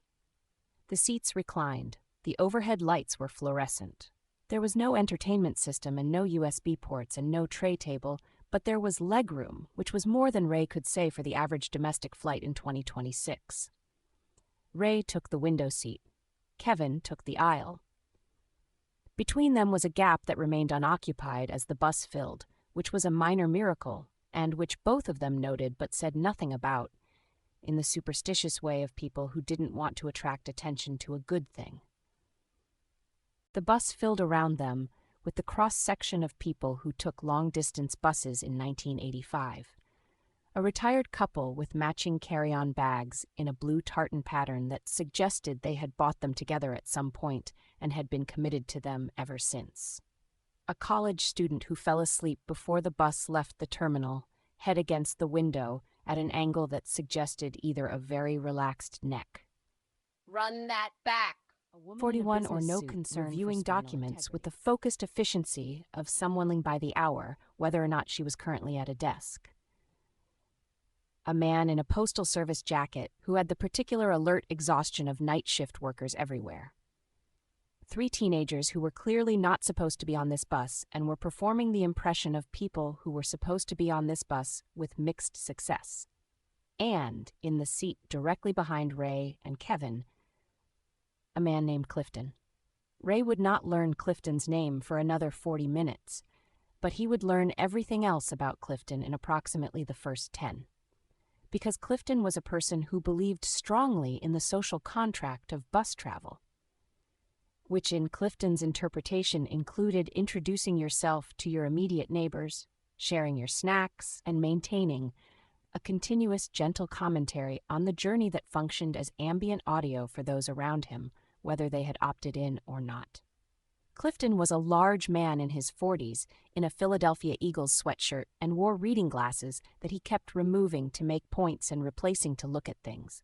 He had a brown paper bag that contained, as far as Ray could tell from the smells and sounds, a full meal: sandwich, chips, something in a container, and what appeared to be a thermos. "You boys going all the way to D.C.?" Clifton said approximately 3 minutes into the departure. "Yes, sir," Kevin said. "What's in D.C.?" "We're visiting a university," Ray said, which was true. "Howard?" "Yes, sir." "Fine institution. My cousin went there, 68, graduated in 72. Did you know Howard was founded in 1867? 2 years after the Civil War. They built that school while the country was still figuring things out." "I know," Ray said. "It's a remarkable institution." Clifton opened his thermos. It smelled like beef soup. "You going to visit, or you thinking about enrolling?" "Just visiting," Ray said. "What's your background?" "Run that back, Joseph Hole 42. I'm from Detroit. I work in retail." "Good city. You a Tigers fan?" "Not especially." Clifton made a sound of mild disappointment. "They just won the series last year, 1984. Sparky Anderson, Jack Morris. You got to give them that." "They were good last year," Ray agreed. "Good. They were great. That's a great team." Kevin, who had been quiet, now said, "Alan Trammell." Clifton pointed at him over Ray's shoulder. "Now he knows. Alan Trammell, Lou Whitaker, those two, 20 years together. You don't see that anymore." "You really don't," Kevin agreed. "What about you?" Clifton said to Kevin. "What's your story?" "I work at a record store in Manhattan," Kevin said. "A record store? What kind of music?" "Everything, but specialty in soul and R&B, some hip-hop." "Hip-hop," Clifton said with the tone of a man who had formed an opinion. "My kids are into that. I'm still catching up." "It's worth catching up on," Kevin said. "Is it real music?" "It's going to be the most real music in the world in about 10 years, Kevin said. Clifton looked at Kevin, then at Ray, then back at Kevin. "You believe that?" "I know it," Kevin said. Ray said nothing. He was looking out the window at New Jersey going by. They rode through the Holland Tunnel, and New Jersey opened up outside the windows. Industrial at first, then suburban, then the gradual greening of the Delaware Valley as they moved south. Clifton continued his commentary, covering the correct method for eating a cheese-steak, no ketchup ever, under any circumstances, the relative merits of different sections of I-95, the history of the New Jersey Turnpike rest stops, and which ones had the best food. The Molly pitcher, according to Clifton, had an exceptional slice of pie, and his views on Run That Back, Joseph Holder 43, the upcoming season of Dallas, which he watched every Friday with his wife, and about which he had detailed opinions. Ray listened to approximately 1/3 of this and used the rest of the time to think about Howard University and what he was going to find there and what he was going to have to say when he found it. His phone was at 67% still, had been at 67% since Manhattan, would apparently remain at 67% for reasons he didn't understand. He had the theory that whatever physics was operating here was doing something to the battery, preserving it, running it on a different clock than the one that normally applied to lithium batteries in 2026. He chose to believe this theory because the alternative, that the battery was simply not discharging, which meant the device was in some kind of suspended state, had implications he didn't want to examine too closely. He opened his notes app and wrote, "Things I know about Howard University." He thought about what Kevin had told him. He thought about what he himself knew, which was, he admitted to himself privately more than he sometimes let on. He'd grown up in Detroit, which meant he'd grown up knowing what HBCUs were, in the way you knew what the church was and what the labor movement was, as structures that had built the community around him, that were present in the fabric of everything. He'd had 3 family members who attended HBCUs. His father had wanted to go to Morehouse and had ended up at Wayne State because money worked the way money worked. His grandmother had done a semester at Spelman before life intervened. His cousin was at Hampton right now in 2026 studying engineering. He closed the notes app and looked at the Delaware Memorial Bridge. Behind him, Clifton was offering Kevin half of his sandwich. Kevin was accepting it.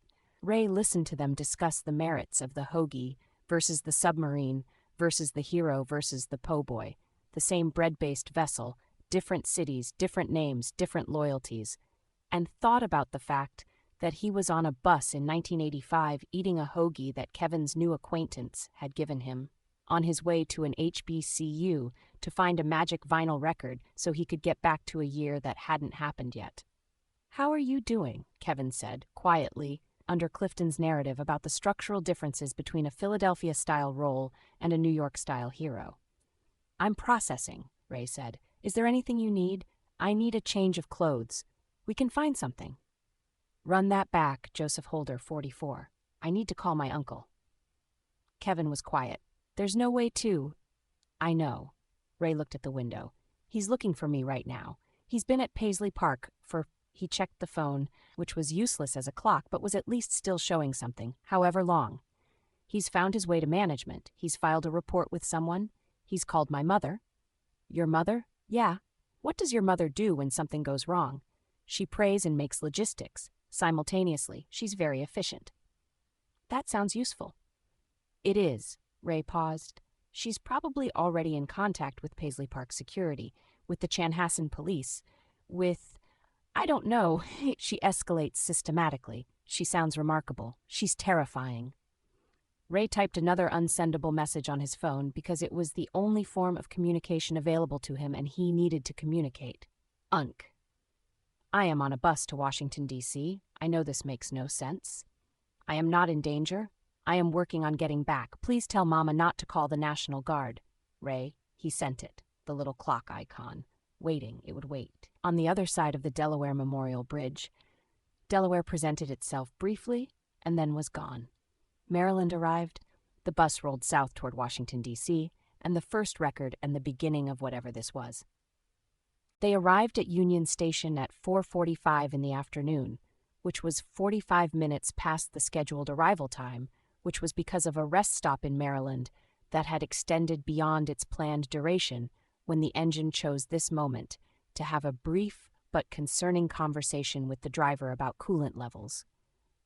This had been resolved with no actual crisis and a 20-minute delay, during which Clifton had finished his thermos of beef soup and offered editorial commentary about the reliability of Greyhound's maintenance schedule that Ray found both detailed and credible. "Run that back, 45. Union Station was everything Union Station was in every era. Monumental, Beaux-Arts, the architectural statement of a country that wanted its capital to look like it meant something.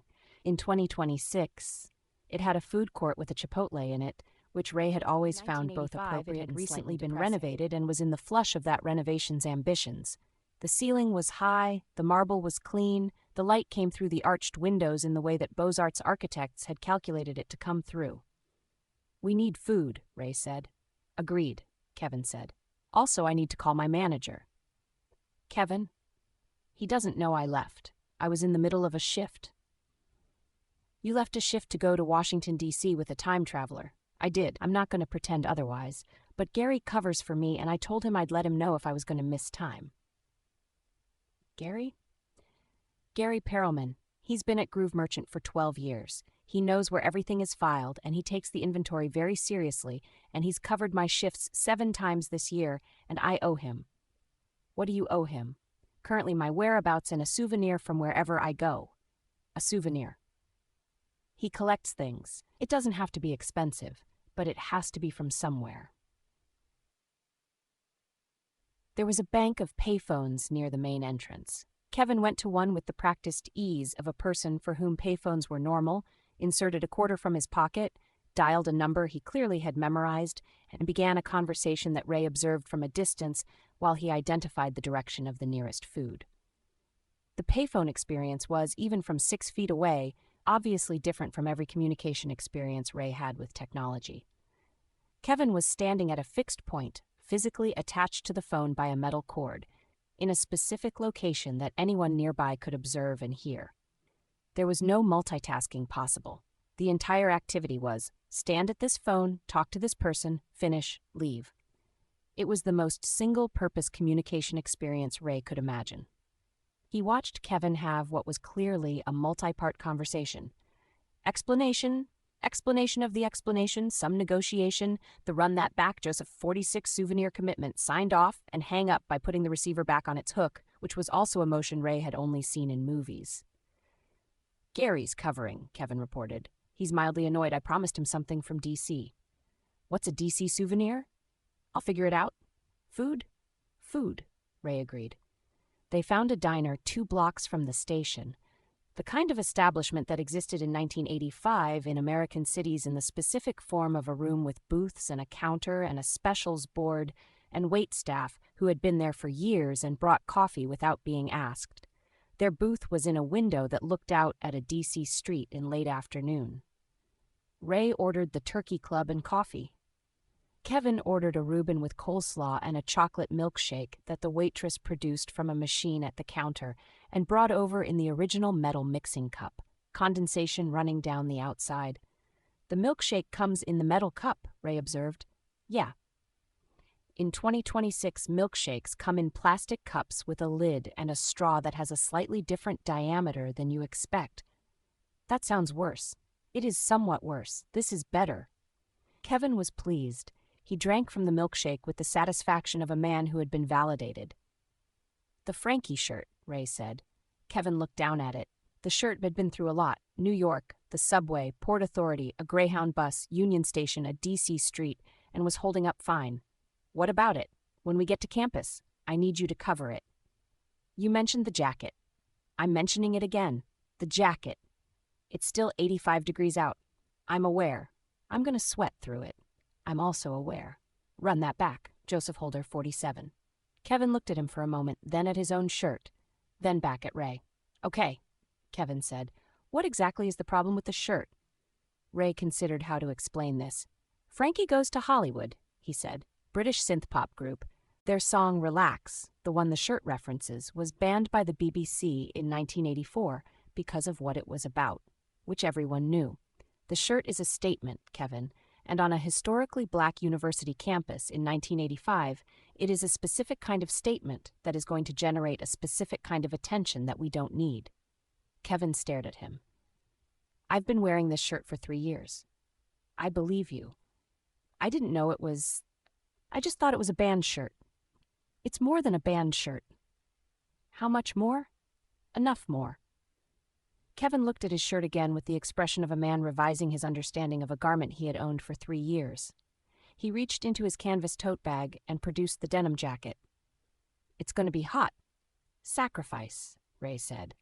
Kevin put on the jacket. He began sweating almost immediately, visibly, with the commitment of someone who had decided that if he was going to sweat, he was going to do it without complaining about it. You look fine, Ray said. I feel like a pastry. You look like a presentable person. A hot, presentable person. Those aren't mutually exclusive. They ate. The turkey club was good, a real turkey club, with actual turkey sliced that day, and a toothpick holding the whole assembly together. Ray ate half of it and looked out the window at DC, in the afternoon light. A government city in late summer, everything running at the specific pace of a place where institutions did their business regardless of the temperature outside. Tell me what you know about Howard, Ray said. Run back Joseph Holder, 48. Kevin did not need to be asked twice. Kevin, as Ray was learning, operated in a state of continuous readiness on all topics related to music history, and Howard University and music were sufficiently connected that this fell within his scope. Founded 1867, named after Oliver Otis Howard, Union Army General and Commissioner of the Freedmen's Bureau, one of the oldest and most prestigious HBCUs, called the Mecca. There's a whole culture around that phrase. It means the center, the place all roads lead to. Alumni include Thurgood Marshall, Toni Morrison, Ossie Davis, Debbie Allen, Roberta Flack, Kevin. Zora Neale Hurston did graduate work there. Kevin. First names. Kevin stopped. He reviewed his own sentence. I see the problem. Good. I know all these people. You know of them. They don't know you. And on an HBCU campus in 1985, a white guy dropping first names of black icons is going to read a specific way. Like I'm trying to prove something. Like you're trying to prove something, Ray confirmed. But I actually do know all of this. I believe you. It doesn't matter. Let me talk. You observe. I can do that. You're sure? Kevin considered this seriously. I'm going to make one commitment with a caveat. What's the caveat? If someone asks me a direct music history question, I'm allowed to answer it. That's fair. I can be quiet. I just can't be wrong. Kevin, it's a pride thing. I'm not going to know something and pretend I don't. Run that back, Joseph Holder 49. Fine. If someone asks you a direct question, answer it. Otherwise, observe. Deal. They finished eating. Kevin left an 18% tip after a calculation in his head. Ray watched him calculate it and then recalculate it on a cocktail napkin to confirm, and felt a strange fondness for this specific form of conscientiousness that he hadn't expected to feel. All right, Ray said. Howard University. The man who doesn't check books out. Seven's note said Founders Library. Founders Library, Ray agreed. You think we go in, we look around, we trust that Seven has set this up correctly and the person we need is there. Ray looked at the paper. The specific note under the Howard entry, ask for the man who doesn't check books out. Recognize. One word, Kevin said. One word. Could be a password, could be a signal, could be a test, could be all three. Okay, Kevin said. He straightened his denim jacket. Sweat was already present on his forehead in a way that communicated, let's go. 50 Chapter 6. The Mecca. They walked from the diner to Howard University, which was about 12 blocks north through the specific architecture of Washington, D.C., a city that had decided at some point that its buildings would communicate things about the permanence and importance of what happened inside them, and had spent 2 centuries following through on this decision.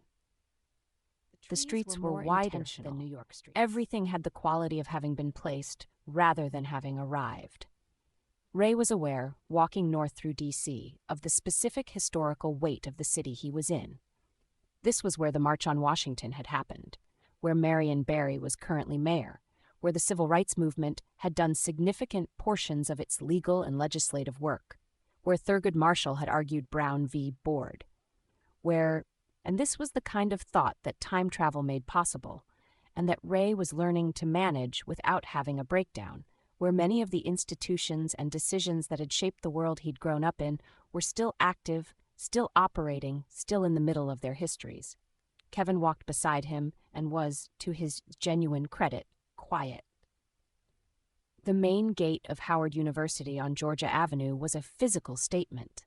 Coming through it from the street, from a city that was, in many ways, a monument to the aspirations of a country that had repeatedly failed the people it was supposed to serve, into a campus that had been built specifically for and by Black Americans, at a moment when Black Americans were being told that education was not for them, Ray felt the shift.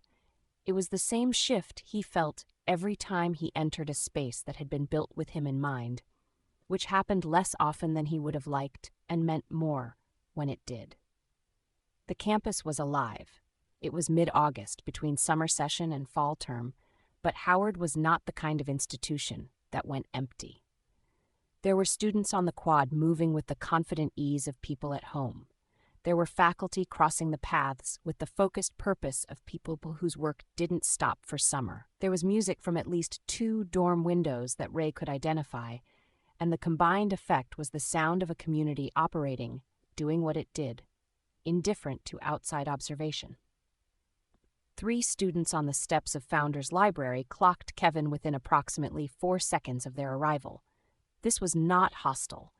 It was the specific attention of people who existed in a space where someone was presenting information that needed to be processed. One of them, a young man in a white polo shirt with the collar up, natural hair, round gold-framed glasses that would have looked "run that back, Joseph Holder," 51 trendy in 2026 and looked simply correct in 1985, addressed himself to Kevin. "You need directions?" The question was technically neutral. Ray answered it. "We're good. Looking for Founders Library." He indicated the building behind the students, which was Founders Library. "Found it." The student in the polo looked at Ray, recalibrated slightly, registered Detroit, registered the bearing, registered that whatever was happening here was being navigated correctly. 8, welcome to the yard." "Appreciate it," Ray said. They went in. Kevin leaned close behind him. "See? I told you fine." The jacket helped. The jacket absolutely helped. I'm not going to argue with results. Founders Library was the kind of building that communicated its purpose through every architectural choice. High ceilings, tall windows admitting afternoon light at a contemplative angle, the smell of paper and wood, and the accumulated quiet of a room where people had been thinking seriously for decades. The card catalog occupied the central floor, a large formal installation of wooden drawers, each labeled in precise typography, each containing hundreds of cards filed in an organizational system that Ray had read about and seen photographs of, and which was, in person, both more impressive and more archaic than he had expected. Kevin stopped in front of it. "Don't," Ray said. Kevin, it's a card catalog, a real one. I've never actually— I know, later. Observe." Kevin observed. Ray looked around the room. At the reference desk, a librarian, a woman in her 50s with reading glasses, and the specific expression of someone who had answered every possible question and had an answer to the next one ready. At a central table, 2 students with stacks of books and highlighters in what appeared to be a serious study session. At the stacks, a young man in work clothing shelving returned books, several individual carols with individuals in them, and in the corner, "Run that back." 52.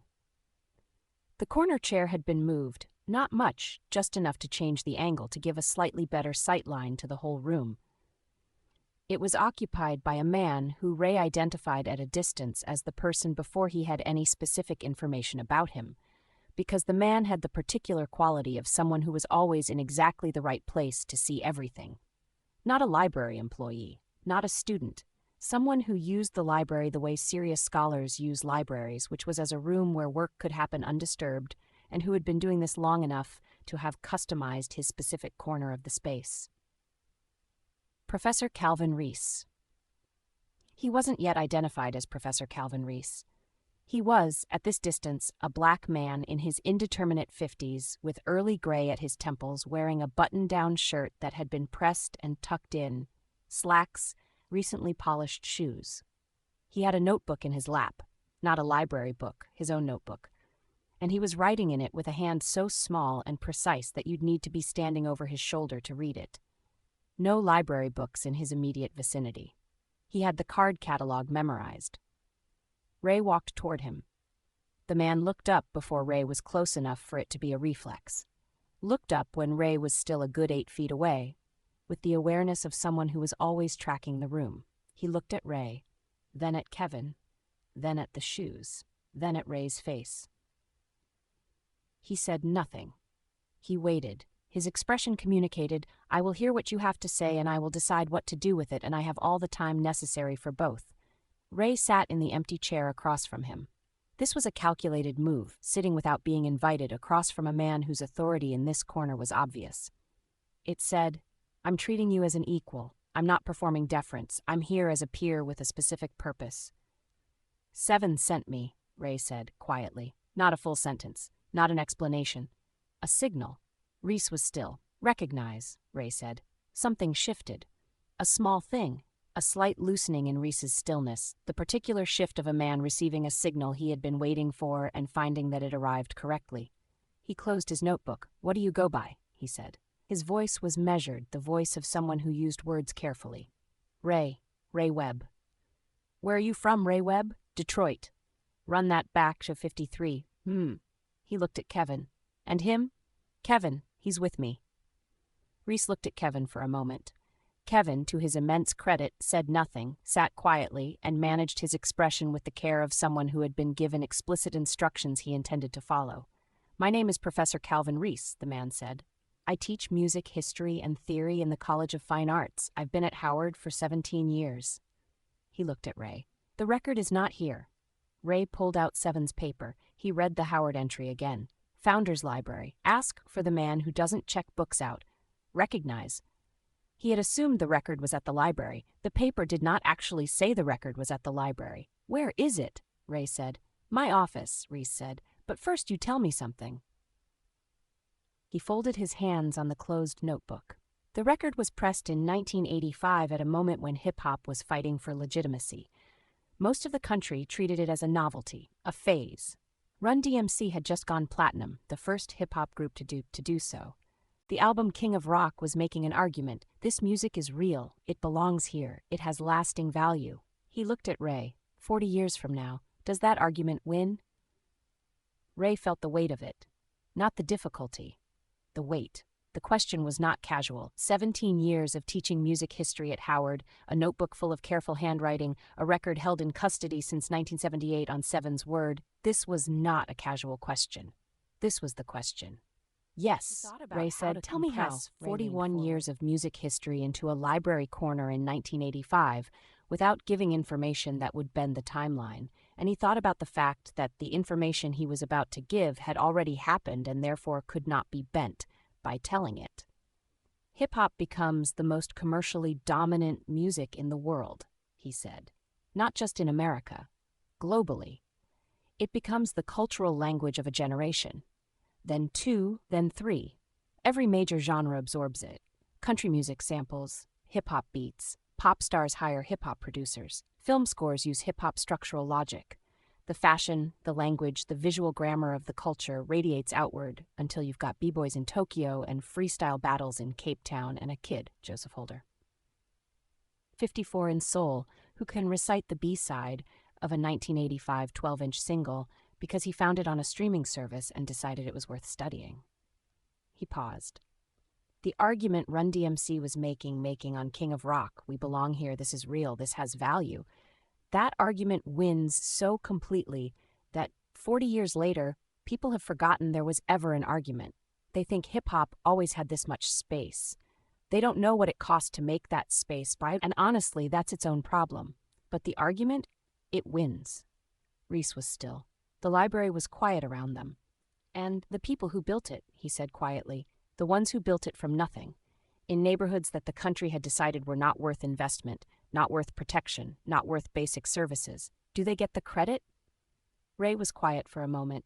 He chose honesty over comfort. Some of them, he said. The history gets complicated. Yeah, the money doesn't always go where it should. Some names get famous and some names get forgotten, and the gap between those two outcomes is not always related to the quality of the work. Some of the culture gets taken further from its source than it has any right to be. He looked at Reese directly. But the community that built it doesn't disappear. It keeps making music. It keeps being the source. Every generation, it produces something new that the whole world ends up absorbing. That part doesn't stop. Reese looked at him for a long time. The record is in my office, he said. I'll take you there.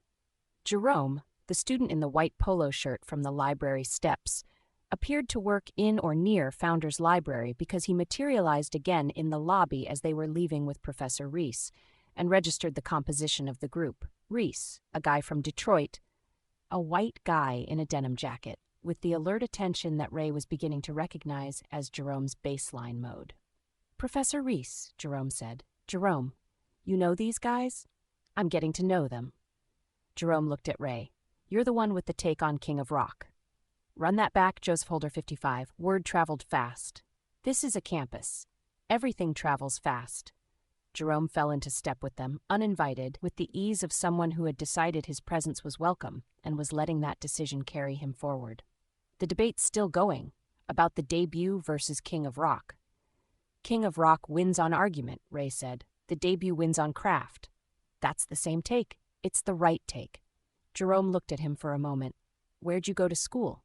I didn't. Not yet. You should think about it. I've been told.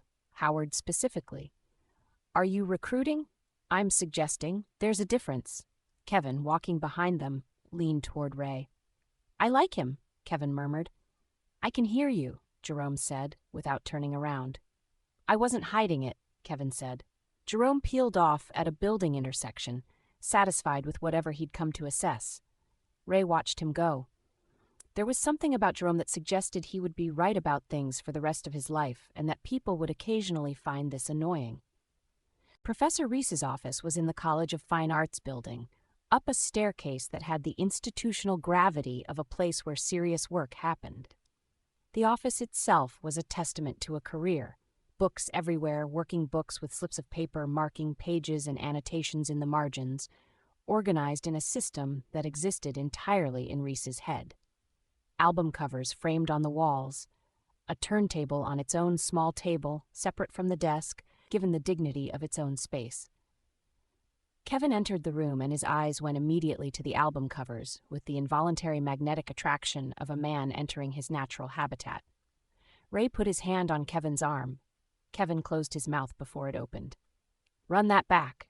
56. Reese went to a filing cabinet, not for files. The top 2 drawers had been converted to record storage. He opened the bottom drawer, reached to the very back, and produced a sleeve that he carried to his desk with care. Plain white cardboard sleeve.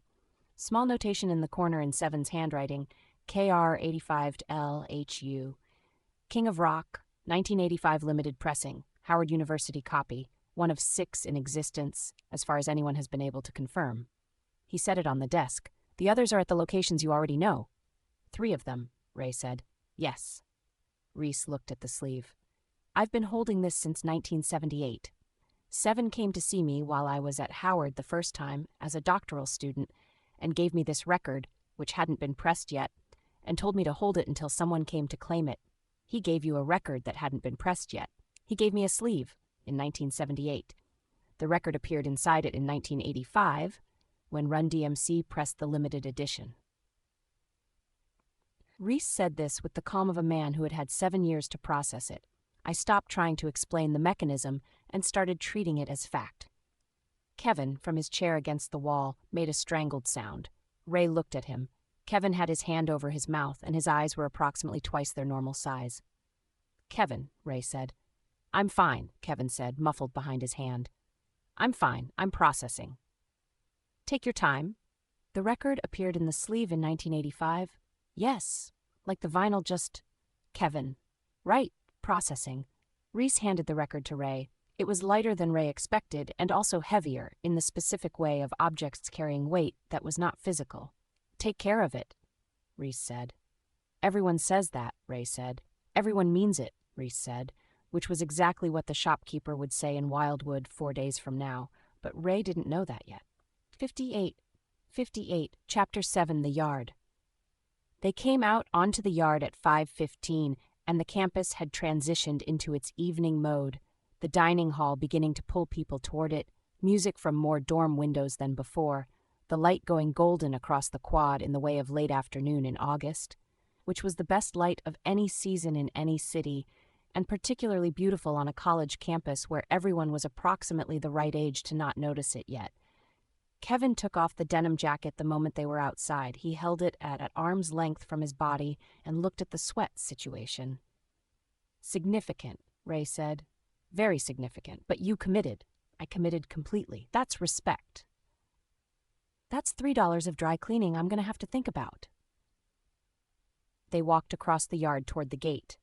The fountain area had the debate group Ray had spoken to earlier.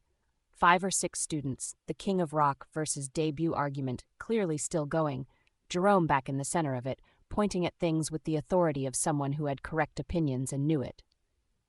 Jerome spotted them. "King of Rock guy," he called. "Just passing through," Ray said. "Where you headed?" "Philadelphia. Tomorrow." "Live Aid?" This from a woman in the group. Tall, natural hair, Howard sweatshirt, the expression of someone who had been trying to get tickets for months. "Something like that." "I've been trying to get tickets since April," the woman said. "Everything was sold out in 3 hours." "It'll be on TV," someone else in the group said. "I know it'll be on TV. I want to be there." She looked at Ray. "Who's your favorite act on the bill?" "Run that back, Joseph Holder." 59, Ray thought for precisely 1 second. Queen, Jerome said, with the energy of a man who had been given an unexpected gift.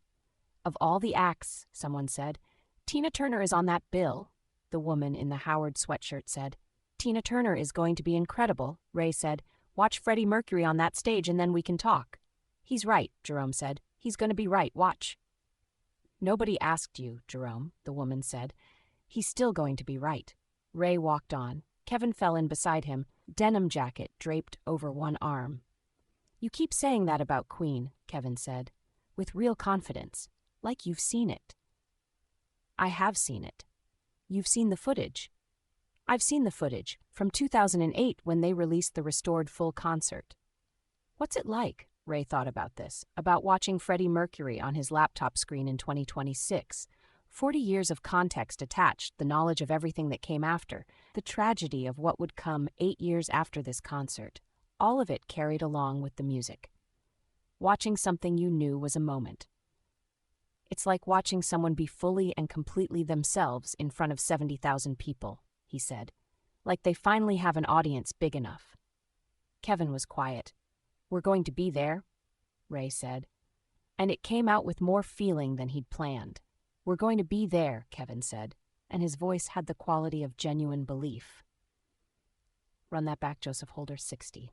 They found Greater Mount Calvary Baptist Church 11 blocks from the Howard campus through a process of Ray applying a principle that his grandmother had taught him and that he had filed in the back of his mind under things Grandma knew about surviving in the world. The principle was, in a black neighborhood, in any American city, in any decade, if you need food and a place to sleep and you have no money, you find a church. Not because churches were obligated to help. They weren't, but because the tradition of hospitality in black churches was real and active and had been real and active since the churches themselves existed. He told Kevin this as they were walking because Kevin needed the context. I didn't know that, Kevin said. It's in your music history somewhere, Ray said. The church wasn't just where people went on Sunday. It was the community infrastructure. Food, shelter, education, political organizing, mutual aid, all of it ran through the church in a lot of communities because a lot of communities couldn't get it anywhere else, like a community center. Like the community center, the original one. Kevin walked with this for half a block. Your grandmother taught you that? She lived it. She traveled when she was young and didn't always have money, and she knew how to find the safe spots. Greater Mount Calvary Baptist Church's marquee out front read, Community Dinner Friday, 5 p.m., Youth Choir Rehearsal. Thursday, 6 p.m., Prayer Wednesday, 7 p.m. Below the programming, in the smaller letters reserved for editorial commentary, God provides. Show up. It's Friday, Kevin said, reading the marquee. It's Friday, Ray confirmed. And it's... Kevin checked his watch. 5:50. Still within dinner hours. Kevin looked at Ray. Did you plan this? My grandmother would call it provision. Your grandmother sounds incredible. She is. Ray held the door. Come on. The fellowship hall was in the basement, a large, low-ceilinged room with folding tables and metal chairs in rows, the kind of room that run that back. Joseph Holder. 61 had hosted every conceivable community function over decades and had absorbed the accumulated character of all of them. The smell hit them first. Food that had been cooking since morning. Serious cooking by people who understood that feeding people was not a side project. The food was mac and cheese, not the box kind, the real kind, the kind that had been argued over and refined through generations into something that should not share a name with anything that came in a box. Fried chicken, collard greens with a layer of complexity that suggested they had been cooking since approximately noon. Cornbread that was more cake than bread in the best possible way. Sweet tea in pitchers being refilled by Kezia, 16, assigned to sweet tea circulation for the evening, executing this assignment with the resigned efficiency of someone who would rather be doing literally anything else, but who was not going to do it badly. About 40 people were there, a mix of ages, the community at its regular gathering, not performing for guests, just being. Sister Evelyn stood near the entrance. She was 70-something, wearing a hat that had been to more occasions than most of the people in the room, and she had the specific authority of a woman who had been running this dinner since before half the guests were born, and who ran it not by force but by the gravity of consistent competence. She looked at Ray and Kevin as they came in. She gave Kevin an extra beat, not hostile, just thorough. Then she looked at Ray. You boys hungry? She said. Yes, ma'am, Ray said. The ma'am arrived correctly, immediately, and registered. Where are you coming from? New York originally. We've been at Howard today. Students? No, ma'am. We came to see a professor. She looked at Kevin. Your friend doesn't talk? He's aware this is your house, Ray said. Something in Sister Evelyn's expression settled. It was the settling of a woman who had been listening to how people spoke to her for 7 decades and had found what she was looking for. Get in line, she said. I'm Sister Evelyn. You need a place to sleep. You talk to me after you eat. Thank you, Sister Evelyn. Run that back, Joseph Holder, 62. Don't thank me. Get in line before Brother Davis eats all the cornbread. They got in line. Kezia was doing her circuit with the sweet tea. She looked at Kevin with the alert assessment of a teenager encountering an unusual specimen. Why are you wearing a jacket? Kezia said. Not rude. Genuinely curious. I was cold earlier. Kevin said, It's 83 degrees. I run cold. Kezia looked at him for a moment. You don't run cold. You're sweating. I was cold before. The shirt under it says, Frankie says relax. Kevin blinked. How did you... The collar is sticking out. I can see the top of the letters. Kevin looked at Ray. Ray looked at the ceiling of the fellowship hall. Is that a band? Kezia said. British synth pop group, Kevin said. What's synth pop? It's... Kevin, Ray said. Right. Kevin picked up his plate. Thank you for the sweet tea. I haven't given it to you yet, Kezia said. Preemptive thanks. Kezia looked at him for another moment. She poured his tea. She moved on to the next person, but she was clearly filing Kevin under a category she didn't have a label for yet. They sat at the end of a long table and ate and were not bothered, which was its own kind of welcome. The conversations around them were the conversations of a community at a regular gathering. A dispute at the other end of the table about someone named Gerald who had borrowed something. A woman across the room whose laugh arrived and filled the room for 30 seconds before subsiding. A man near the kitchen having a conversation about car trouble with the focused problem-solving 63 energy of someone who had fixed every car he'd ever owned and had opinions about the people who didn't. The mac and cheese was, without qualification, the best mac and cheese Ray Webb had ever eaten. He said nothing about this, because saying it would require explaining why he was in a position to eat mac and cheese in a church fellowship hall in Washington, D.C. in 1985. But he noted it with the seriousness it deserved. Kevin ate his mac and cheese and then ate the portion he had been unclear he was going to eat, and then looked at his plate and then looked at Ray. That's... he said. Yes, Ray said. I know. In New York I thought I had good... This is different. This is completely different, Kevin said, with the reverence of a man who had just stood that something he thought he knew had a version he hadn't encountered yet. They helped clean up. This was not a discussed decision. They both stood when the clearing began and carried things to the kitchen and found out where things went and did that. Kezia watched Kevin stack 12 folding chairs with practiced efficiency and reassessed her categorization of him in real time. You've stacked chairs before, worked events, Kevin said. You stack a lot of chairs at events. What kind of events? Record store events, in-store performances, signing sessions, local bands. What kind of music? Mostly R&B and soul, some rock, some hip-hop. You like hip-hop? It's going to be the most important music in the world in about 10 years. Kezia stared at him. You keep saying that, because I keep believing it. Run that back. 64, why? Kevin thought about this seriously, because it was a serious question, and Kezia was clearly the kind of person who would know if you were faking seriousness. Because it does what all great music does, which is tell the truth about where the people making it actually live, and the people making it live in the most important places in America, in terms of what's actually happening. So the music has more truth in it than most. Kezia considered this for a moment. My dad says it's just noise. A lot of people's dads say that about every kind of music that's actually doing something, Kevin said.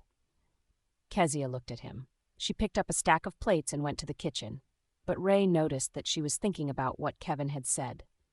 Sister Evelyn found them when the cleanup was mostly done. Brother Williams drives to Philadelphia every Saturday morning for his sister's church, she said. He leaves at 7. He can take you as far as Center City if you have gas money. We have $11, Ray said. She looked at him. No judgment. That'll cover gas. You can sleep in the youth room tonight. She looked at Kevin, both of you. Thank you, Sister Evelyn, Ray said. Don't thank me. Thank the Lord.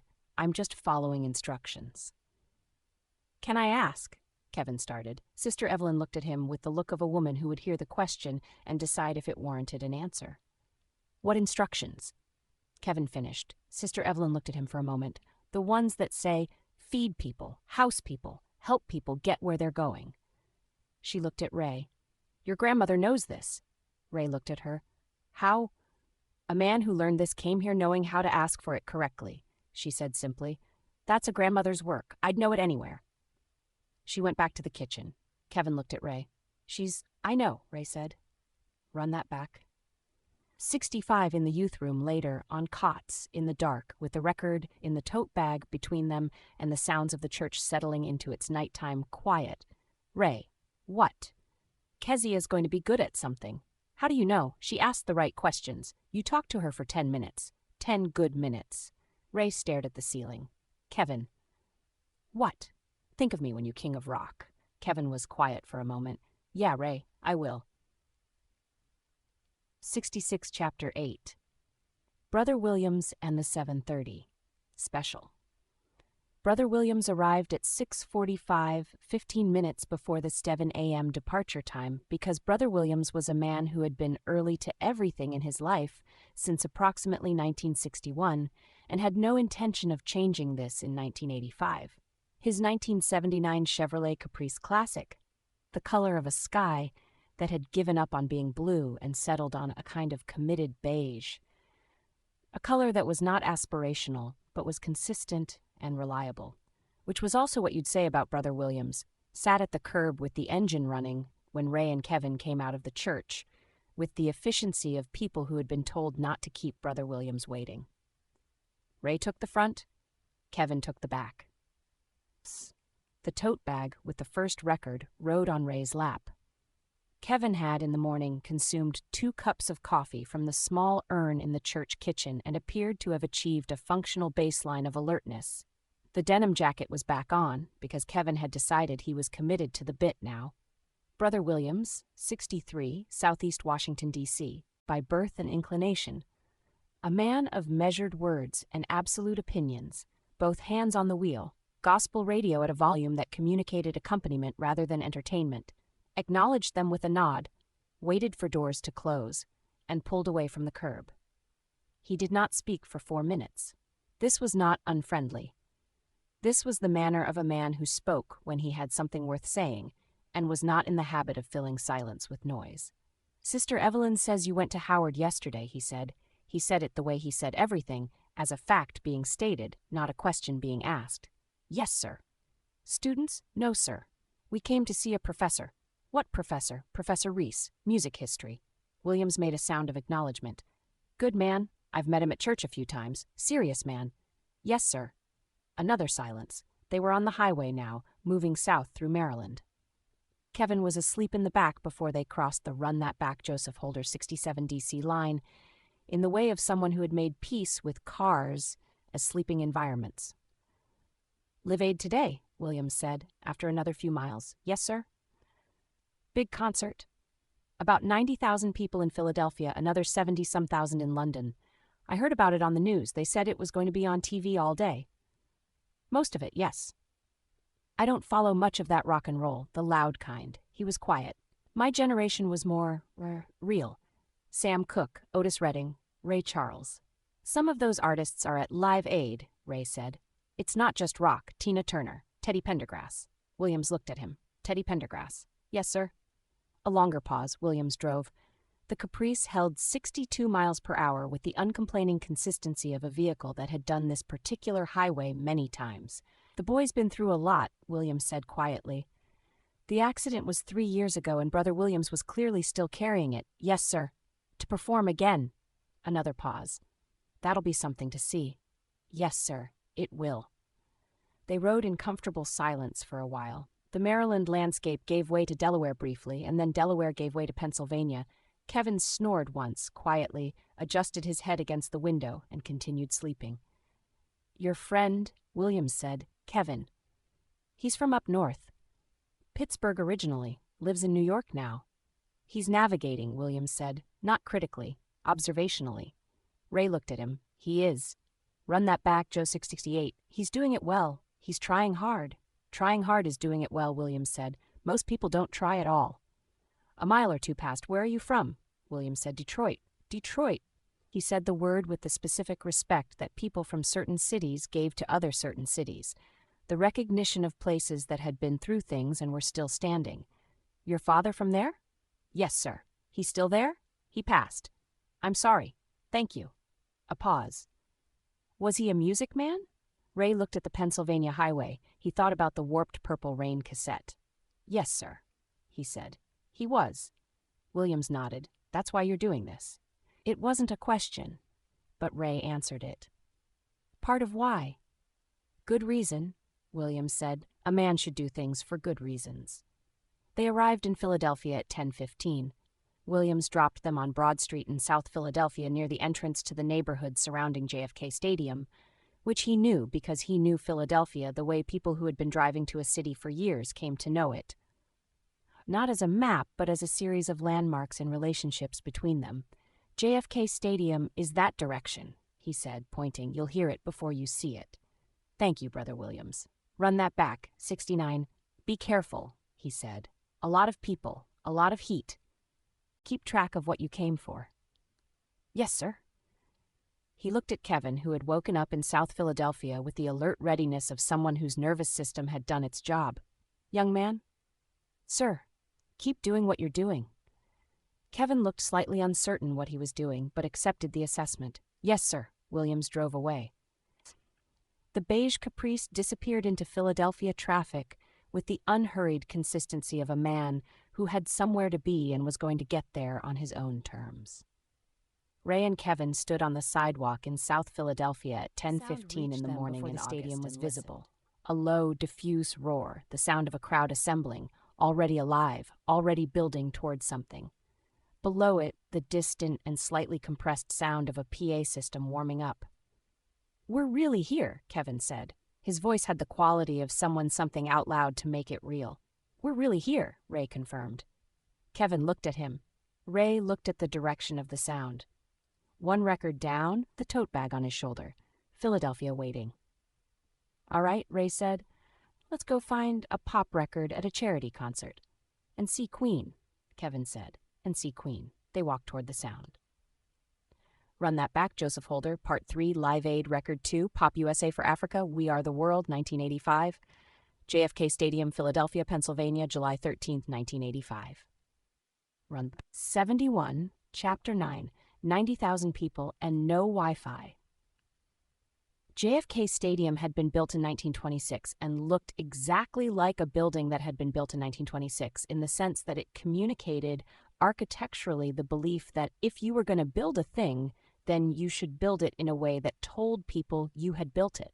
It was a large concrete bowl designed to hold an improbable number of people in one place and direct their collective attention toward a single point. It had hosted football and baseball and boxing and a Democratic National Convention, and now on this particular Saturday, it was hosting the American half of a dual-continent charity concert that was also, simultaneously, happening in London.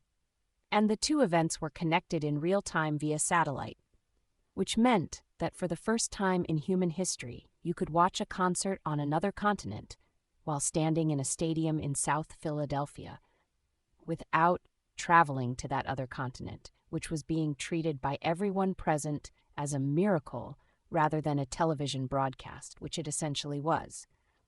In 2026, this was called streaming.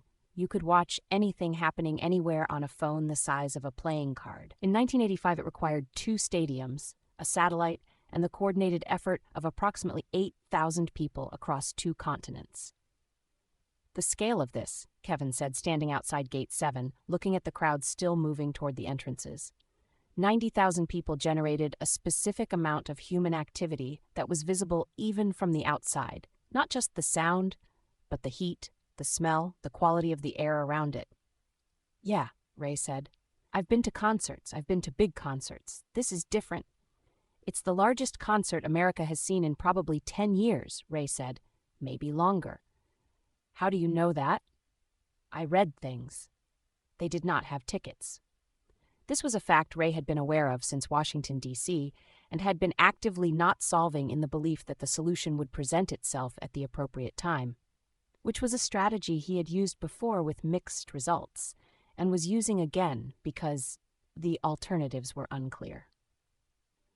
The crowd around Gate 7 was the specific cross-section that large charity events generated. People who had come for the music, people who had come because they felt the scale of the cause and needed to be present at the physical location of the response to it. People who had run that back 72 come because their friends had gotten tickets, and it was better than staying home. And a number of people who appeared to have come primarily to be seen at a thing that would be talked about. All of them were wearing things. Summer things, 1985 things, tank tops and short shorts, and light cotton dresses, and exactly as many Springsteen t-shirts as you'd expect at a charity concert in Philadelphia in 1980, which was many. Ray was scanning. He was good at scanning. It was a skill he'd developed in sneaker lines, which required the rapid assessment of everyone ahead of and behind you for any number of variables. He was scanning for the woman Seven's note had described, which was yellow Chicago near the production area. This was not much. The crowd contained yellow. The crowd contained many people, any number of whom could be from Chicago. We also don't have tickets, Kevin said. I know. Is that going to be a problem? It's going to be a challenge. What's the difference? A problem is something you can't solve. A challenge is something you haven't solved yet. Kevin looked at him. That's optimistic. It's practical. A woman to their left dropped something. It fell from her canvas bag while she was reaching for her ticket, and Ray's hand recovered it before his brain finished processing what it was. He bent, retrieved it, straightened. She was already turning. Simone Carter, 21 years old, was wearing a yellow sundress and white sneakers and carrying a canvas bag that had been carefully loaded for a day-long outdoor event. She had close-cropped natural hair and reading glasses she'd pushed up on her head, and she was carrying her program open to the set list because she had studied the set list in advance, the way you studied a menu at a restaurant you'd been looking forward to. Not because you needed to, but because it was part of the pleasure of the anticipation. She had the organized readiness of a person who had done the work of planning before the day started. She looked at Ray, then at what he was holding, a lip balm. She looked at him again with the specific expression of someone doing a quick assessment. "Run that back, Joseph Holder, 73. "Thank you," she said. "No problem." She took the lip balm. She looked at him for a moment longer. Not searching, not suspicious, just paying attention, which appeared to be her standard mode. She looked at his shoes. She looked at this for exactly 1 second, which was the appropriate amount of time for a first encounter, and also somehow felt like she had absorbed more information in that second than most people got in a minute. "You two have tickets?" she said. It was not offered as a question about their welfare. It was the question of someone who had noticed their specific posture, slightly at a distance from the gate, slightly angled, the posture of people who were planning rather than moving, and was asking it directly because she had a limited tolerance for indirection. "We're working on that," Ray said. She looked at Kevin. Kevin had the expression of a man trying to look like he had tickets, which was not a successful expression. She looked back at Ray. "My roommate's boyfriend got sick this morning," she said. "She has his ticket and she doesn't have anyone to give it to." A pause. "That's 1 ticket, not 2.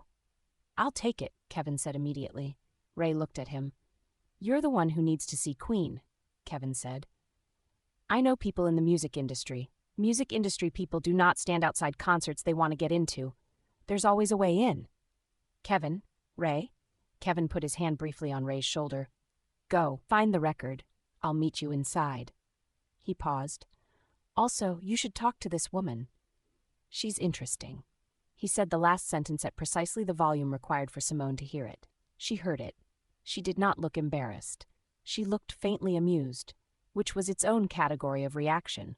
Not the amusement of someone who found the observation flattering, but the amusement of someone who found the transparency of the observation funny. She was used to being assessed and was not opposed to it. She just found it slightly funny when people didn't try harder to be subtle about it. "What's your name?" Ray said. "Simone Carter." "Run that back, Joseph Holyfor, Ray Webb." He extended his hand. She shook it, firm and brief, the handshake of someone who had been taught that a handshake communicated something and had taken that lesson seriously. "The ticket," Let me pay you for it. It's a free ticket to a charity concert, Simone said. Don't make it complicated. She looked at his shoes again. 1 second. Then where are you from? Detroit. Note of something, recognition maybe, or the absence of surprise. You know the set list? Broadly. Then let's go. They're starting with Bernard Watson. She walked toward the gate.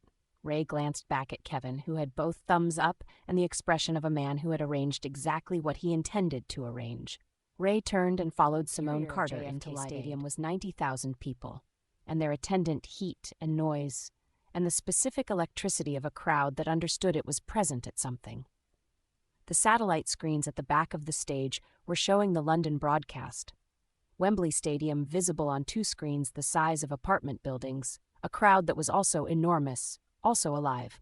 In the corner of one screen, a small graphic showed that the broadcast was being transmitted in 40 countries. In 40 countries, right now, this was happening.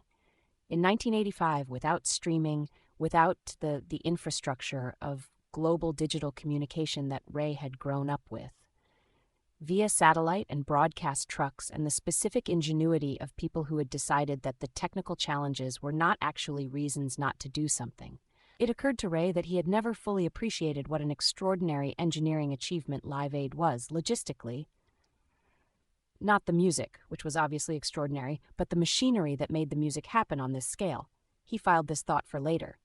He was inside Live Aid. He had a seat. He had a record to find.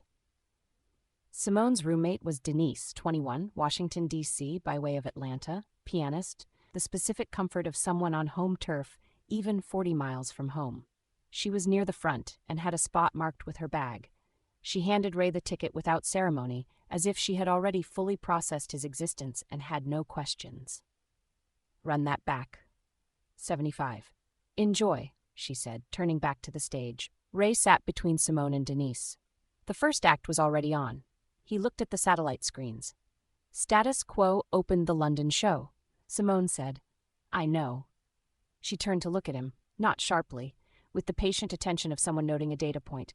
Status Quo opened London at noon, she said. It's been on the radio, but most people couldn't tell you which band opened London. You know a lot about a set list you said you know broadly. I pay attention. She filed it and turned back to the stage. What are you thinking about?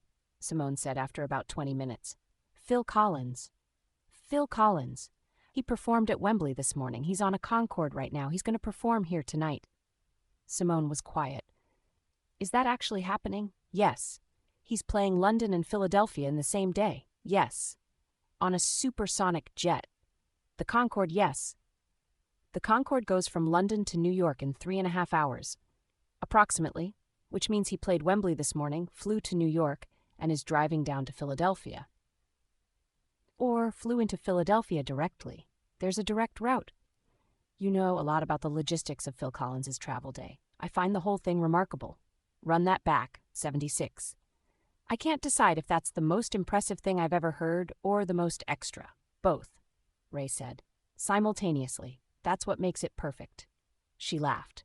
The real laugh. Surprised out of her, brief and genuine, not performed. Ray watched it happen and noted it in the category of things he had not prepared for about Simone Carter, which was already a list. Between sets, Ray pulled out Seven's note and read the Live Aid entry. The record is with the woman who came from Chicago to be here. She will be near the production area. She is wearing something yellow. He read it, then shifted it to shield the paper from Simone with his body. Simone looked at him. You're looking for something, she said. I'm fine. You've scanned this section 4 times in the last 20 minutes. Ray turned to her. She was watching him with the focused patience of a person who had decided to wait for the real answer and was comfortable with the wait. I'm looking for someone, he said. A woman. She has something I need. A woman with something you need, at a charity concert. It sounds strange. What does she look like? From Chicago, yellow. That's not very specific. Near the production area, which I didn't tell you. Simone looked at him with the expression of someone who has just confirmed something they suspected. You weren't subtle with the paper. How much did you read? Enough. She stood. The production area is stage left. I know where it is. I looked at the site map this morning. Of course you did. Run that back. 77.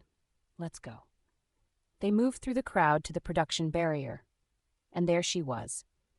The Chicago journalist was a black woman in her 30s with a press badge from a Chicago music publication and a notebook already dense with observations and the canvas bag at her feet that contained, visible through the open top, the edge of a record sleeve. She was watching the stage and the production area simultaneously, the divided attention of a professional observer. "My name is Ray Webb," Ray said when he reached her. "I was sent by Selector 7.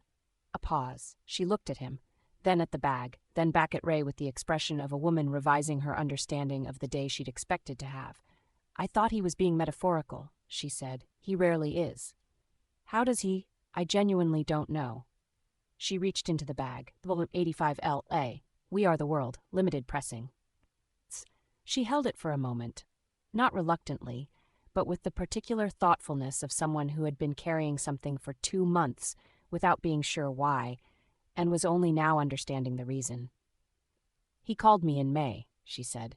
"Told me to be at Live Aid with this record. Told me to look for a young man from Detroit with shoes that didn't exist yet." She looked at the Air Maxes one more time. "I've been in music journalism for 6 years. I've been to concerts on 3 continents. I've never seen shoes like those, and I don't know what to file them under." "Future," Ray said. "That's what I was afraid of." She handed the record over. "Take care of it. Everyone says that. Maybe everyone's right." Ray held the second record. 2 down. He turned to Simone. Simone was watching him with the assembled picture expression. She had been doing this since the gate, assembling, piece by piece, the picture that was Ray Webb in 1985, and the picture was getting clearer. "Run that back, Joseph Holder, 78, Detroit," she said. "Yes. You know things you shouldn't know. Shoes nobody makes. You found a specific woman in 90,000 people from a 2-word description." She tilted her head. "What's on the paper? More addresses. What are you collecting?" "Records." "Why?" "To get home." She looked at him for a long moment. The fullness of Simone Carter's attention was a specific thing, not intrusive, not demanding, but present in a way that made you feel like you were being understood rather than evaluated. "Where's home?" she said. "A long way from here." "How long?" Ray looked at the second record in his hands. He looked at the stage where the next act was setting up. He looked at Simone. "Eventually," he said. "I'll tell you eventually." She accepted this. "My friend and I are driving back to New York tonight, if you're headed that way." "We are. Find your friend. We leave after the last set." She started back toward their seats. Over her shoulder, "You're going to want to be in your seat for Queen." She said it without looking back, as a statement of fact about what was coming. Ray stood in the middle of Live Aid holding 2 vinyl records and thought about what was about to happen on that stage and about whether he was equipped for it. He was not. He went to find his seat anyway. Run that back, 79, Chapter 10. How Kevin got in. Kevin materialized in their section at 6:15 with the energy of a man who had been having an excellent time and wanted to share it. He had a soft pretzel from the concession area and had acquired, somewhere in his journey from Gate 7 to their section, a small plastic cup of something cold and a sunburn on his nose and the left side of his neck that was only on those specific areas because of how he had been standing for the last several hours. He was also wearing, Ray noticed, a laminated credential on a lanyard.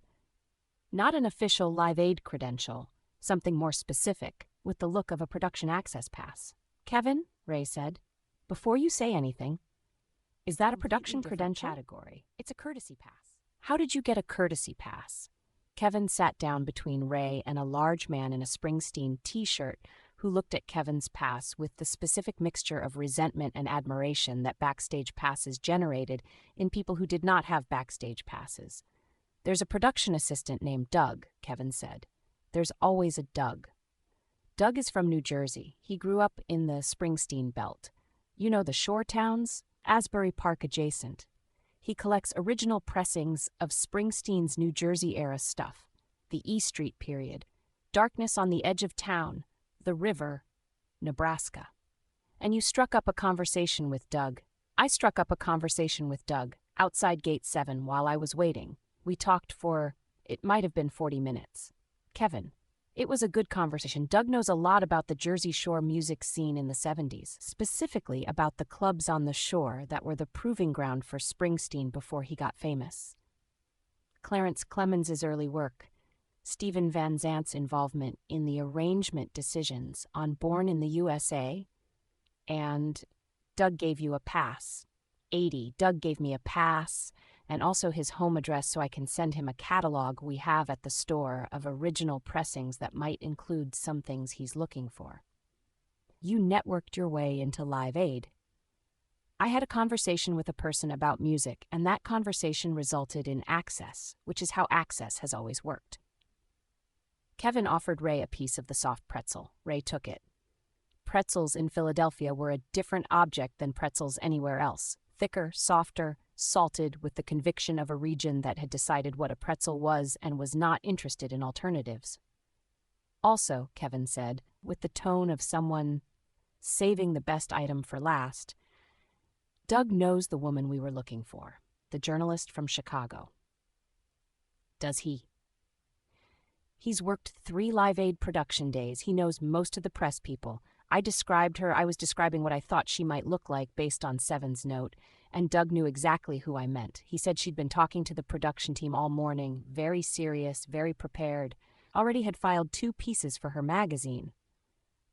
Did you tell him why we were looking for her? I told him she had something we needed to pick up, which was true.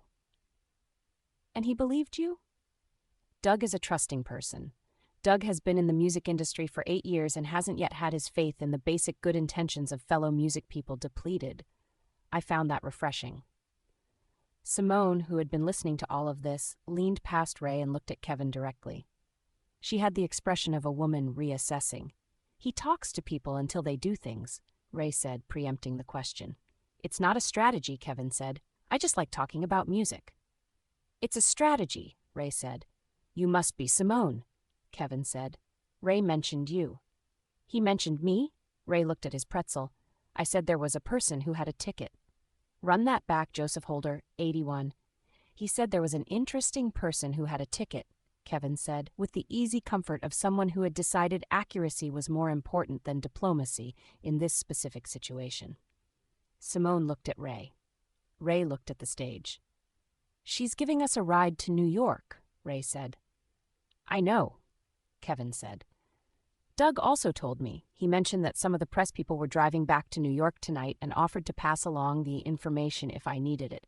And I said yes, and he told me your roommate was one of them. Doug is genuinely useful.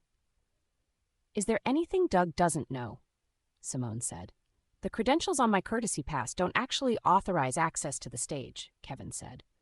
Doug was very clear about this. He said if anyone asks, I'm his assistant and I'm there to run messages. I said I could do that. I have good message-running energy. The crowd shifted, the collective lean of 90,000 people in the direction of what was coming. On the stage, the previous act had cleared. The crew was moving. The lights were doing something specific. Simone straightened in her seat. Ray straightened. Kevin put down the pretzel. Run that back. 82, Chapter 11. Freddie Queen took the stage at 6:43 p.m. Ray had known this was coming. He had known it with the specific foreknowledge of someone who had seen the footage and read the accounts and watched the restoration of the full concert on a streaming service in 2026 and understood intellectually what was about to happen. He had told the students at Howard that Queen was going to be the best act at Live Aid. He had said it with confidence because he had the data. He was not, it turned out, prepared for what it felt like to be inside it, rather than watching it from a screen 40 years later with the weight of history attached. Freddie Mercury walked to the microphone in a white tank top and jeans. Let the record show that the most transcendent live rock performance in history was delivered in a white tank top and jeans. Not a costume, not a platform, not the full Queen regalia.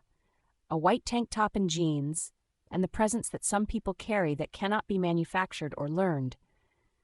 The presence of a person who occupies more space than their physical dimensions account for, who exists more fully in a room than other people do, who makes the room feel like a different size when they enter it. He put his hand on the microphone. He looked at 90,000 people. The silence before he opened his mouth was not actually silence.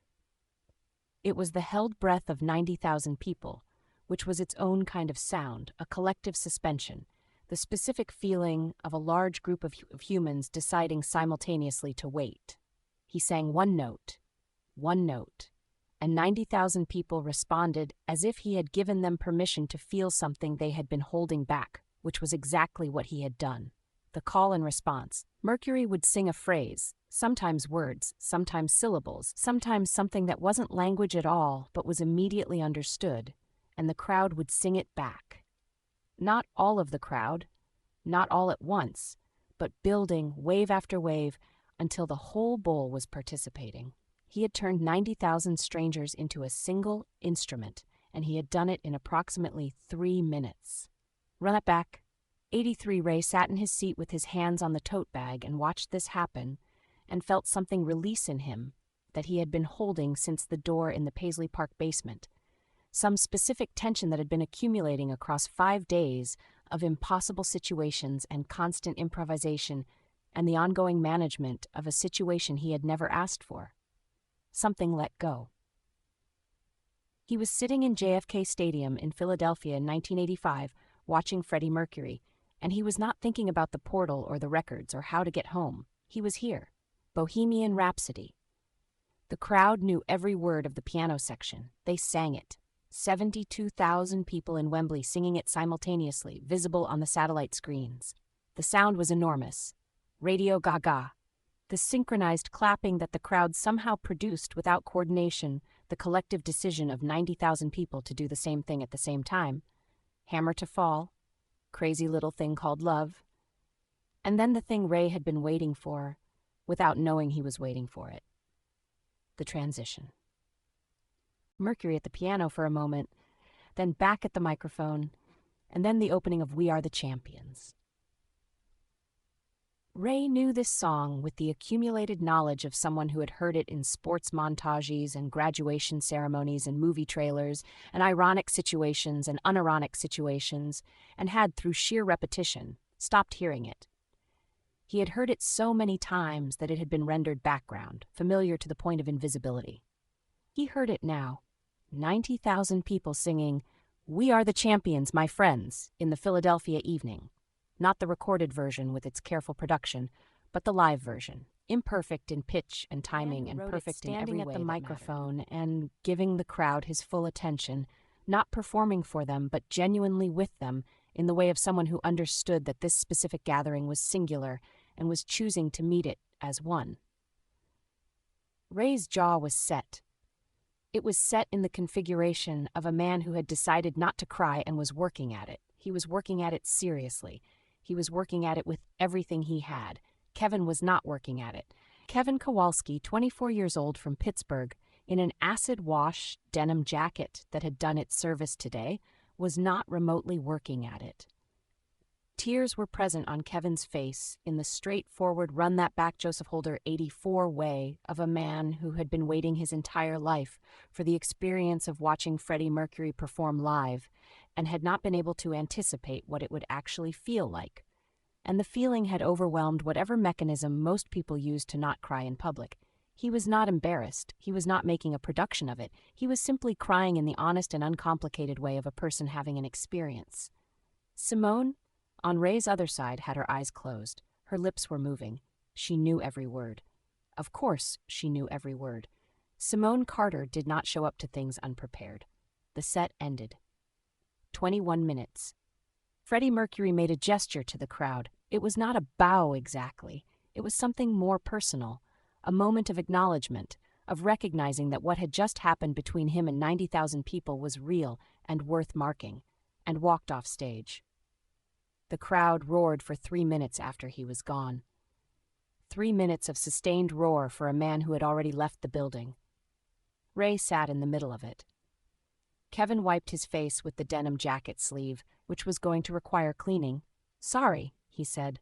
"Don't apologize," Ray said. "I didn't expect—" "Nobody expects it. That's the whole point." Simone opened her eyes. She looked at Ray with the expression of someone who had been watching him as much as she had been watching the stage. "You knew," she said. "Not an accusation, an observation. I knew it was going to be something. Something." She said the word as if tasting it. "Well, that's a very contained way to describe 21 minutes that just changed the way I understand what live music can do." I didn't have a bigger word. 21 minutes, she said. I was counting. Of course you were. She looked at him. The assembled picture was getting very close to complete. "You're going to tell me," she said. "Eventually."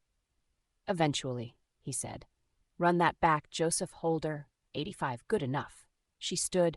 "Come on, I want good spots for Patti LaBelle." They moved through the crowd together, Ray and Simone and Kevin, finding their way through 90,000 people toward the stage as the Philadelphia evening settled into itself and the music went on.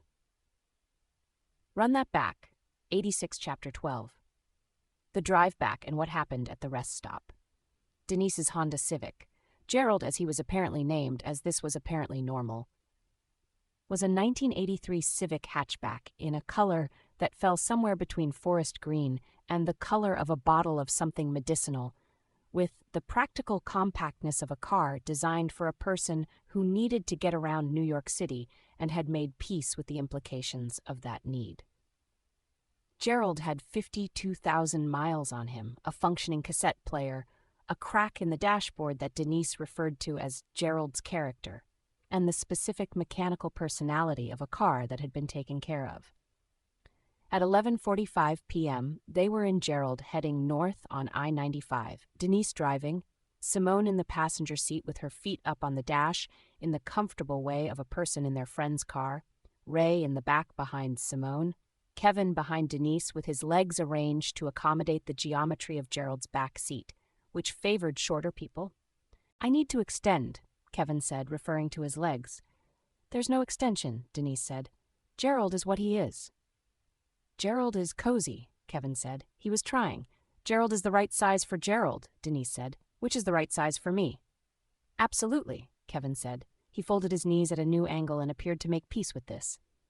The first 20 minutes were quiet, the silence of people who had been somewhere large and were gradually returning to the normal size of themselves. WBLS came through the radio, transmitting north from its New York tower, Luther Vandross, and then Atlantic Star, and then something Ray recognized as a Sade single that was maybe 6 months old in this timeline and had become, in 2026, one of those songs that existed in its own category of timelessness. Simone reached over and turned Sade up slightly. Nobody objected. "What I keep thinking about," Kevin said from the back, eventually, in the way of someone who had been working up to saying a thing, "is the Ethiopian famine." "A quiet. Not in a bad way," Kevin said quickly. "I mean the chain. The chain of cause and effect that made tonight happen. Someone in Ethiopia didn't have food. Bob Geldof saw a news report about it, couldn't sleep. Run that back, Joseph Holder." 87 called musicians. They recorded "Do They Know It's Christmas?" That led to this, which means 90,000 people just watched Freddie Mercury because someone in Africa was hungry. "That's not wrong," Denise said. "I'm not saying it's wrong. I'm saying the connection is, I don't have a word for it, larger than cause and effect. Like when something is real enough, it generates its own gravity. People get pulled toward it whether they plan to be or not." Ray looked at the highway. He thought about a door in a basement in Minnesota, about the gravity of a building that a man had built to be free in. "That's true," he said, and meant it. Kevin looked at him, slightly surprised. Ray didn't hand out agreements easily. "You're both being philosophical at midnight," Denise said. "I'm going to need coffee." "Rest stop in about 12 miles, Kevin said. He had memorized the mileage markers on the highway atlas and was tracking their progress. "Of course he knows that," Denise said to Simone. "He knows things," Simone said. The rest stop materialized 12 miles later with the bleak efficiency of interstate service areas, which existed on the principle that people on long drives needed fuel and coffee and bathrooms and nothing else, and had been designed accordingly. It was lit with the blue-white of fluorescent lights that had not been given a warmer option. "Welcome to the rest stop experience," Ray said. "Rest stops in the future are different?" Kevin said. "They have Starbucks now, in the future, or they will have Starbucks." "What's Starbucks?" A coffee chain. Is it good? It's everywhere. That's not the same as good. No, Ray agreed. Run that back. Josholder. 88. They got coffee from a machine that dispensed it into styrofoam cups in a way that strongly suggested the machine had been there since the highway was built and planned to stay there.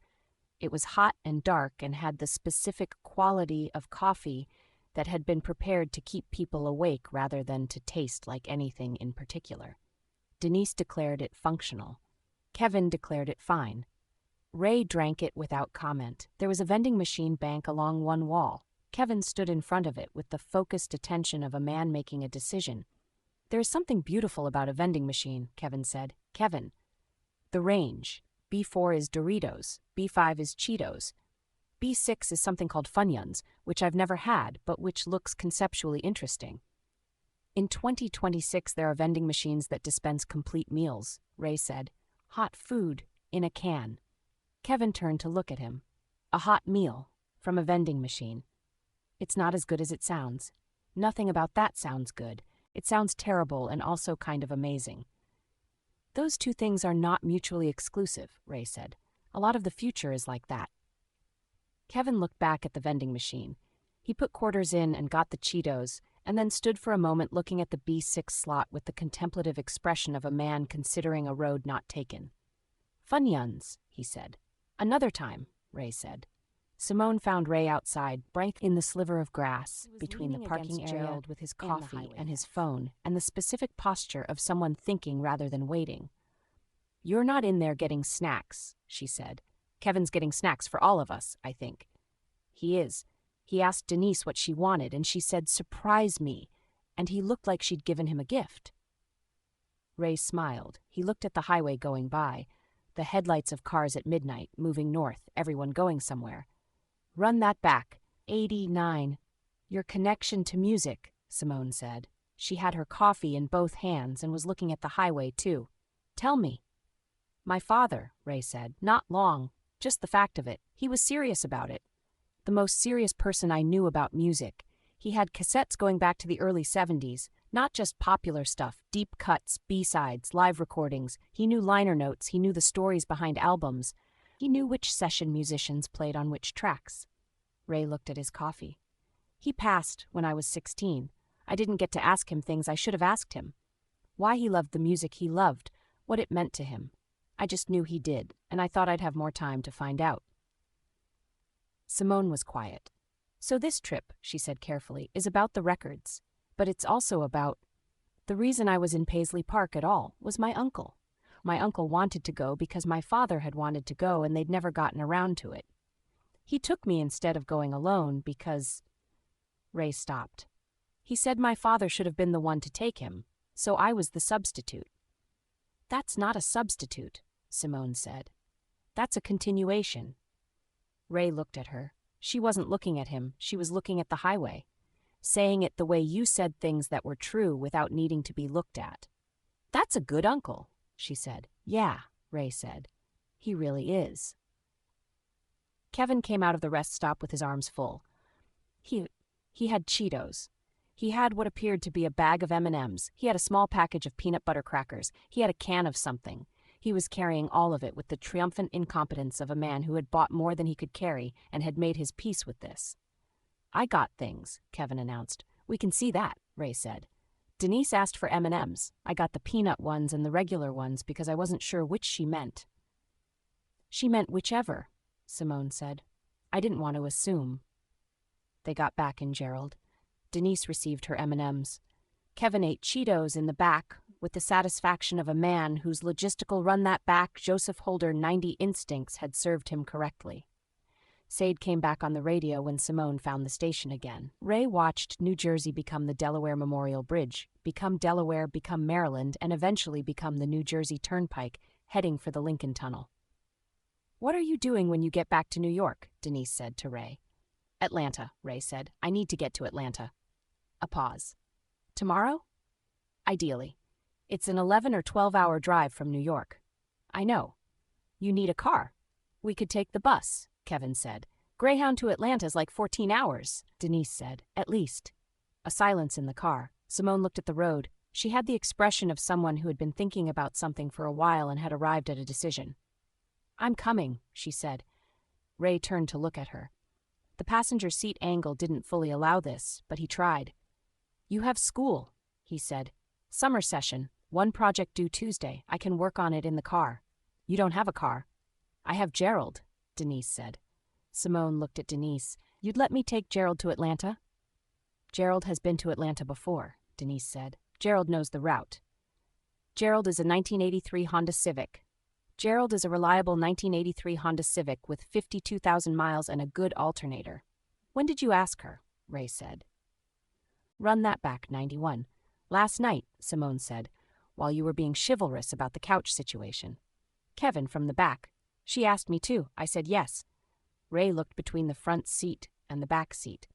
"You three planned this." "We aligned on a course of action," Simone said. "It's different." "Is it?" "A plan implies we know how it ends. An aligned course of action acknowledges that we don't." Gerald moved through the Lincoln Tunnel and emerged into Midtown Manhattan at 1:30 a.m. The city was doing what New York did at 1:30 in the morning, which was not sleep but a different version of being awake. Fewer people, specific kinds of activity, the city in its off-peak mode, which was still more active than most cities at their peak. "Astoria," Denise said. "We leave tomorrow at 9. 9, Ray confirmed. "Don't eat the leftovers in the blue container. That's mine." "Blue container," Kevin said. "Understood." Gerald took them home. Later, in the dark living room of Denise's apartment in Astoria, Queens, Kevin asleep in 4 minutes and 20 seconds. Ray timed it, approximately, from the last sound of movement. Simone came from the kitchen with 2 glasses of water. She set one near Ray's head and sat on the edge of the desk chair with both hands around her own glass. "Tell me something true," she said. This was a real request. Not conversation and not flirtation and not deflection. It was the specific request of a person who had been reading a room very carefully for a full day and had decided that the moment was right for something direct. Ray looked at the ceiling of the apartment. He thought about what to tell her that was true without being so much that it broke something. "Every time I find one of these records," he said, "someone has to tell me something about what the music was, what it meant to the people making it, and every time I have to tell them something about what it became, what it is where I'm from." 92. "And where are you from?" she said. The question that was not the question underneath. "Somewhere the music already happened," he said. "Somewhere it's history. Somewhere the records you heard tonight are 40 years old, and some of them are in everyone's phone, and some of them nobody young has heard in a decade, and the gap between those 2 categories is part of what I'm here about." She was quiet. He could hear her thinking, not the sound of it, but the quality of the silence. "You're not from here," she said. "Not New York. Bigger. Are you going back?" "That's what the records are for." She nodded once. The nod of someone receiving more information than she expected and deciding to receive it without demanding clarification. "Okay," she said. "Okay?" "Okay," she stood. "Sleep. You have Atlanta tomorrow." She went to the doorway. Stopped. "Ray." "Yeah. Think of today." "I will. Queen. Queen." She went to bed. Ray lay in the dark and listened to Queens at 2 in the morning and thought about a year he was inside and a year he was from, and the specific feeling of a person who has been in a place long enough to start to belong to it, which was not a feeling he had expected to have 1985, and which was, now that it was present, not entirely comfortable. He did not sleep for a while. Then eventually, he did. End of part 3. Run that back. 93, run that back. 94, Chapter 19. Back to Harlem. 2 a.m. on the Garden State Parkway, heading north, Kevin asleep in the back with his head against the window and his mouth slightly open, the Atlantic already behind them, and New York assembling itself in the distance. Simone drove. Ray rode shotgun. The radio had given out somewhere around Asbury Park, the WBLS signal fading past the edge of its market, and Simone had put in one of Denise's cassettes from the glove compartment, which turned out to be a Luther Vandross live recording that was not identified on the outside of the cassette because Denise apparently knew what her own tapes contained and considered external labeling optional. "It was good," Detroit, they rode Simone with it. said, after they had been on the highway in comfortable silence for long enough that talking felt like a choice rather than a gap filler. What about it? What's it like in 2026? Ray thought about how to answer this honestly without giving information that would change things, and concluded that describing the Detroit he'd grown up in was not the kind of future information that bent timelines. It was personal geography, not global history. It's real, he said, still real. It's been through things, hard things, the kind that happen to cities that are built on one industry when that industry changes, but it's still there, still making things. Motown left, Simone said. In '72, they moved the headquarters to LA. I know, but the people stayed. The musicians, the producers, the engineers, the infrastructure left, but the people didn't, and the people kept making things. What kind of things? Techno, Ray said. The word came out before he decided to say it, but it was right. Electronic music. In a couple of years, maybe 3, maybe 4, a group of black producers in Detroit are going to create a genre. They're going to take the drum machines and the synthesizers, the industrial sound of a city whose factories are shutting down, and run that back one. They're going to turn it into something that goes to Europe before it comes back to America. The English are going to hear it and build entire musical cultures on top of it. The Germans are going to hear it and do the same. It'll be called Detroit Techno, and it'll be taught in music school 40 years from now. Simone drove and listened. That's what Detroit does, Ray said. It takes the weight of what's happening to it and makes it into something. It's been doing that since the 20s, when black families came up from the South in the Great Migration and brought the blues with them, and the blues became something new in the city context. Your grandmother's music becoming your grandfather's music, becoming something else. Each generation, it transforms. Your father knew that, Simone said. Ray looked at her. He wore out the Purple Rain cassette. He was paying attention to what his city was producing. He knew. Ray looked at the highway. The lights of the Gothal's Bridge appeared ahead of them, the connection between New Jersey and Staten Island being the connection to the rest of New York. Coming home. Well, not his home, but the direction of home. Yeah, he said. He knew. They came through the Lincoln Tunnel at 3:15 a.m., and Gerald carried them up through Midtown, empty and specific in the way of New York City at 3 in the morning, and then north through the Upper West Side and into Harlem. Ray directed Simone to 125th Street. She parked in front of Capitol Groove Records, which was dark at the front but had a light in the back room, which was what Ray had expected. He's in there, Kevin said from the back. He had woken up somewhere in the Lincoln Tunnel with the alert immediacy of someone whose nervous system had decided it was done sleeping. He'll be in there, Ray said. He got out. He took the tote bag, 4 records, all 4, the weight of what he'd come for. He looked at Simone, who had gotten out on her side with her canvas bag and her notebook and was standing on 125th Street in the 3 a.m. Harlem, quiet, looking at him. I'm coming in, she said. I know, he said. Run that back, Joseph Holder too. Kevin was already at the door. Ray knocked. A light brightened in the back room. Footsteps. The door opened. Selector 7 stood in the doorway of Capitol Groove Records in a bathrobe. Deep burgundy, terry cloth, clearly expensive and clearly well used. And his newsboy cap, which he was apparently wearing to bed, and which Ray now understood was simply a garment that 7 wore as continuously as most people wore skin. He had his headphones around his neck even now, even at 3 in the morning in a bathrobe. The man was constitutionally incapable of being without them. He looked at Ray, at the tote bag, at Kevin, at Simone. Back at Ray. 4, Ray said and held up the bag. 7 looked at the bag for a moment, the specific look of someone who has been waiting for something for a long time and has just seen it arrive. Not dramatic, just present. Come in, he said. Run that back. Chapter 20. All 4. The back room of Capitol Groove Records at 3:15 in the morning had a different quality than it had in the afternoon. Not darker. The lamp was the same lamp, but more itself. The spaces where things happened in the world often had this quality at night, more concentrated, more of what they were, stripped of the ambient energy of people moving through them during daylight hours. 7 set up the turntables with the care that all of his actions had deliberate in the way of someone who understood that how you did a thing was part of the thing you were doing. 4 Technics 1200s, arranged in a configuration that was not the standard DJ setup, connected to the mixing board in a way that had clearly been planned for this specific purpose. Ray looked at the chart on the wall and found, in the upper right section, a diagram in Seven's precise hand that was exactly this configuration, labeled with frequencies and timings and notes in the notation system Ray had been trying to read since the first time he came to this room. "You built this for this," Ray said. "I've been building this for a long time," Seven said, each piece separately, as the right equipment became available, as the configuration became clear. "How long have you known I was coming?" Seven looked at him.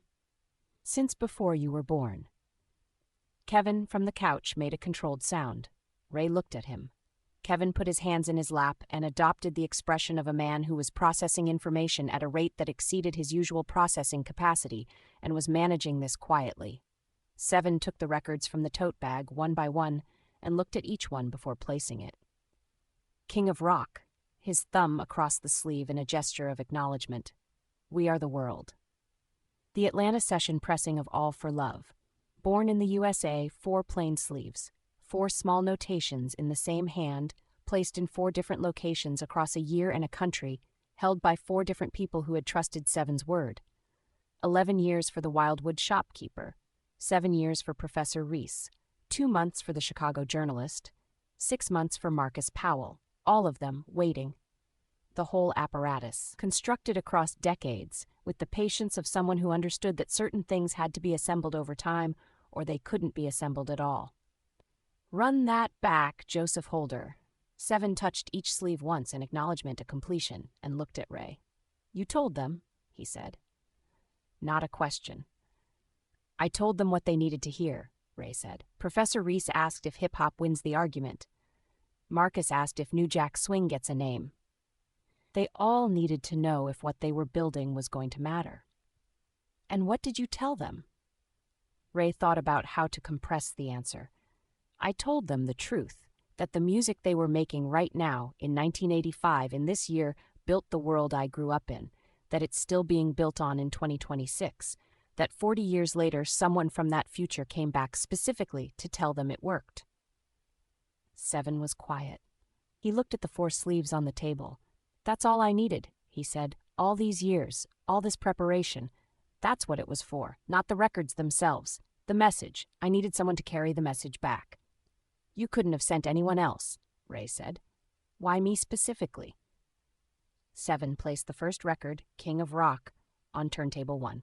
He set the tone arm, adjusted the weight. "Because you were carrying all of it without knowing it," he said. "Your father's love for this music, passed down without being explained, living in you as something you knew without knowing why you knew it. Your uncle's grief, and his refusal to let that grief keep him from honoring a young black man from Detroit who walks into a basement because the door is there, who goes through something impossible because the alternative is not going. He placed the second record. You were the right messenger, because the message was already in you. I just needed to find the door." "We Are the World" on turntable 2. "The door in Paisley Park," Ray said. "You arranged that?" "I arranged the conditions that made it possible," Seven said. "The man who built the building arranged the rest. He never knew exactly what he was building, but people who make music seriously enough sometimes build more than they intend." "All for Love" on turntable 3. "Is he going to be okay?" Ray said. He meant Prince. He didn't say the name. Seven understood. "Run that back, Joseph Holder 5. "That's not information you should carry back," Seven said gently. "The future he lives is his to live. Let it be his." Ray nodded. He accepted this. It was the right answer, even though it wasn't the answer he wanted.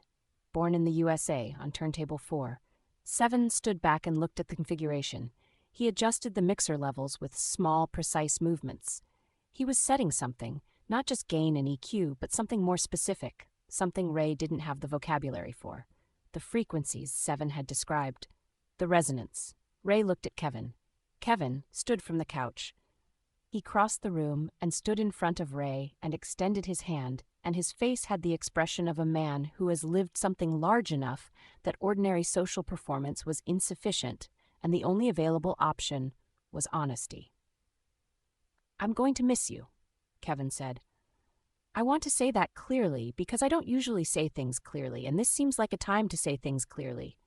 You showed up in my city from the wrong decade with shoes from the future, and you've been the best thing that's happened to me in, honestly, possibly ever." "Kevin, I'm not being dramatic, I'm being accurate. I went to Washington, D.C. and Atlanta and Philadelphia and Wildwood in 5 days. I saw Queen perform at Live Aid. I met Professor Reese and Marcus Powell and Sister Evelyn and Brother Williams and a journalist from Chicago who knows things I want to know. I ate 3 of the best mac and cheeses of my life. I cleared the 2nd level of Pac-Man." He shook his head slightly. "All of it happened because you sat down on my stoop. That's not nothing, Ray. That's a lot." Ray took his hand. He pulled Kevin in briefly, the half-hug that was the appropriate gesture for 2 people who had been through something together and weren't going to make more of it than it was, but weren't going to make less of it either. "Think of me when you hear King of Rock," Ray said. Kevin laughed, surprised and genuine. "You stole my line. You said it first. I said it on a cot in a church youth room in Washington, D.C., and you remembered it." "I'm going to remember all of it," Ray said. "Even the bus." "Run that back, Joseph Holder 6, even the bus," Kevin said. "That bus had Clifton on it. Clifton was worth remembering." They let go. Ray turned to Simone. She was standing with her canvas bag over one shoulder and her notebook under the other arm, and the specific expression of a person who has been patient for a long time and is choosing to remain patient for a little longer because the thing she is being patient about is worth it. She looked at him with the full attention she brought to everything. Not performing calm, actually calm, in the way of someone who has made their peace with a thing. "The notebook," Ray said. "The notebook," she said. "I'll find it." "I know you will." "How do you know?" "Because you walked through a door in a basement in Minnesota that had no business being there," she said. "A man who does that will find a notebook." He looked at her. He thought about what to say. There was too much, and there was nothing that was the right thing, and so he said the thing that was true. "You're going to do something remarkable with all of this. With the music and the study and the writing, whatever it becomes, it's going to be something worth being." She looked at him steadily. "I already knew that," she said, "but thank you for saying it." She stepped forward and put her hand briefly against his face, the palm flat against his cheek, the gesture of someone communicating something that language was not the right tool for, and then stepped back.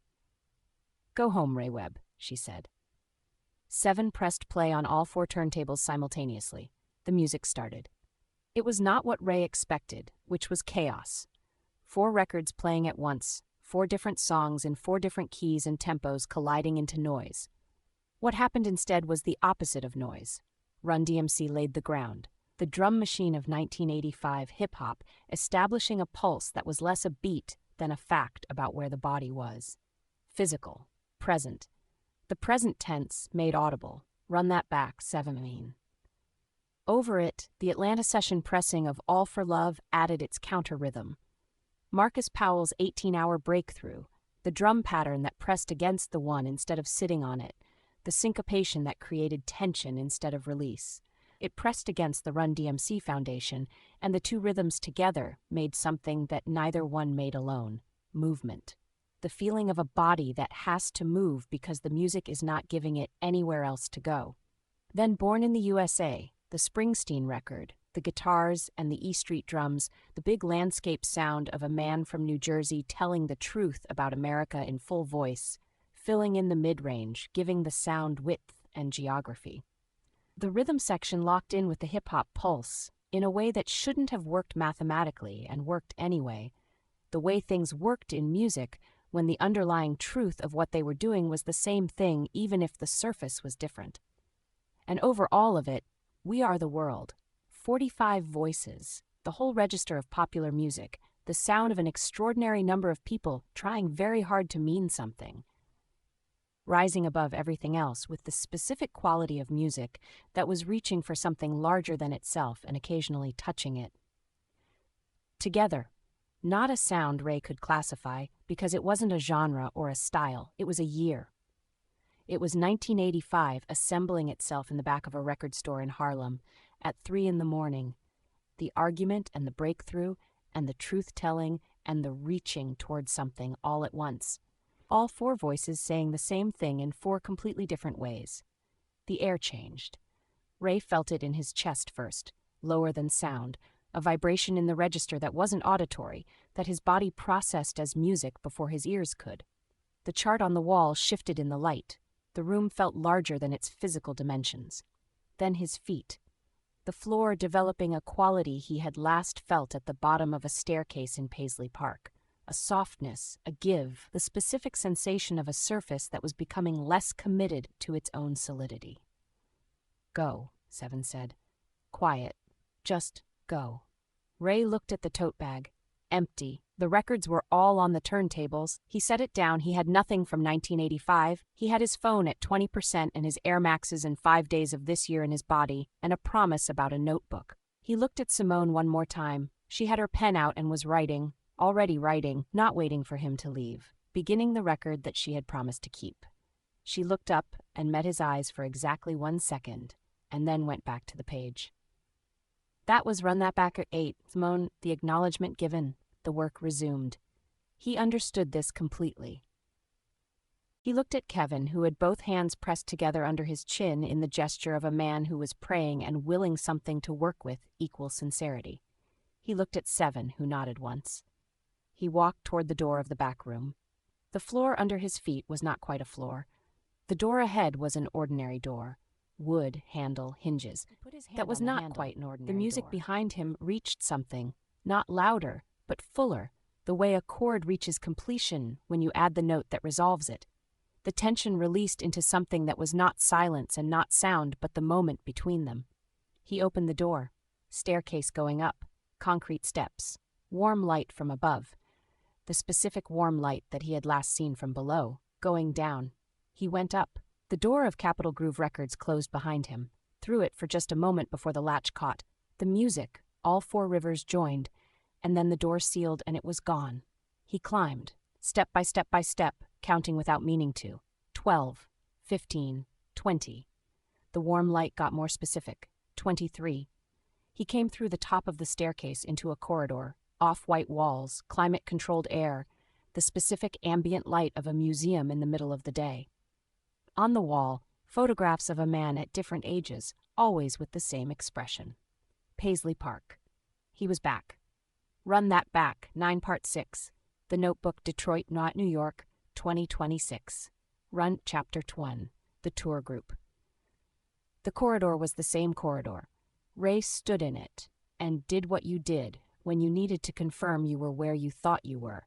He breathed the air, felt the floor under his feet, looked at the light. The air was climate-controlled and the correct temperature for a museum. The floor was solid in the unambiguous way of floors that had no reason to be otherwise. The light was the daylight approximating LED of a well-funded cultural institution. He checked his phone. 67% battery, restored, whatever that meant physically. 4 bars, the time 11:47 a.m. The date, correct, the date he had left, the date he'd been standing in Paisley Park looking at a photograph of Prince when the door had happened. 5 days in 1985 was 20 minutes in 2026. He stood in the corridor and thought about that for a moment. Not the physics. The physics were above his pay grade, and he was not equipped to pursue them today, or possibly ever. But the experience of it, 5 days that had contained more than some months he could name, compressed into 20 minutes of the world he'd come from. He walked toward the sound of the tour. Carol's voice, describing something, the ambient sounds of 20 people paying attention in a well-maintained room. He came around the corner. The tour group, Carol in the purple lanyard, the 20 people in their various states of engagement, the Chiefs and Bengals couple, the Chicago women, the college students. All exactly where they had been when he left, though just 20 feet further along the route. The tour had moved on without him and was apparently not in the habit of waiting. At the back of the group, neck craned toward a studio window with the expression of a man witnessing something significant, spiral notebook open in his left hand, Kangol hat, airbrushed Prince jacket. Uncle Darnell, who had apparently not noticed his nephew had been missing for 20 minutes. The tour had Darnell's complete attention.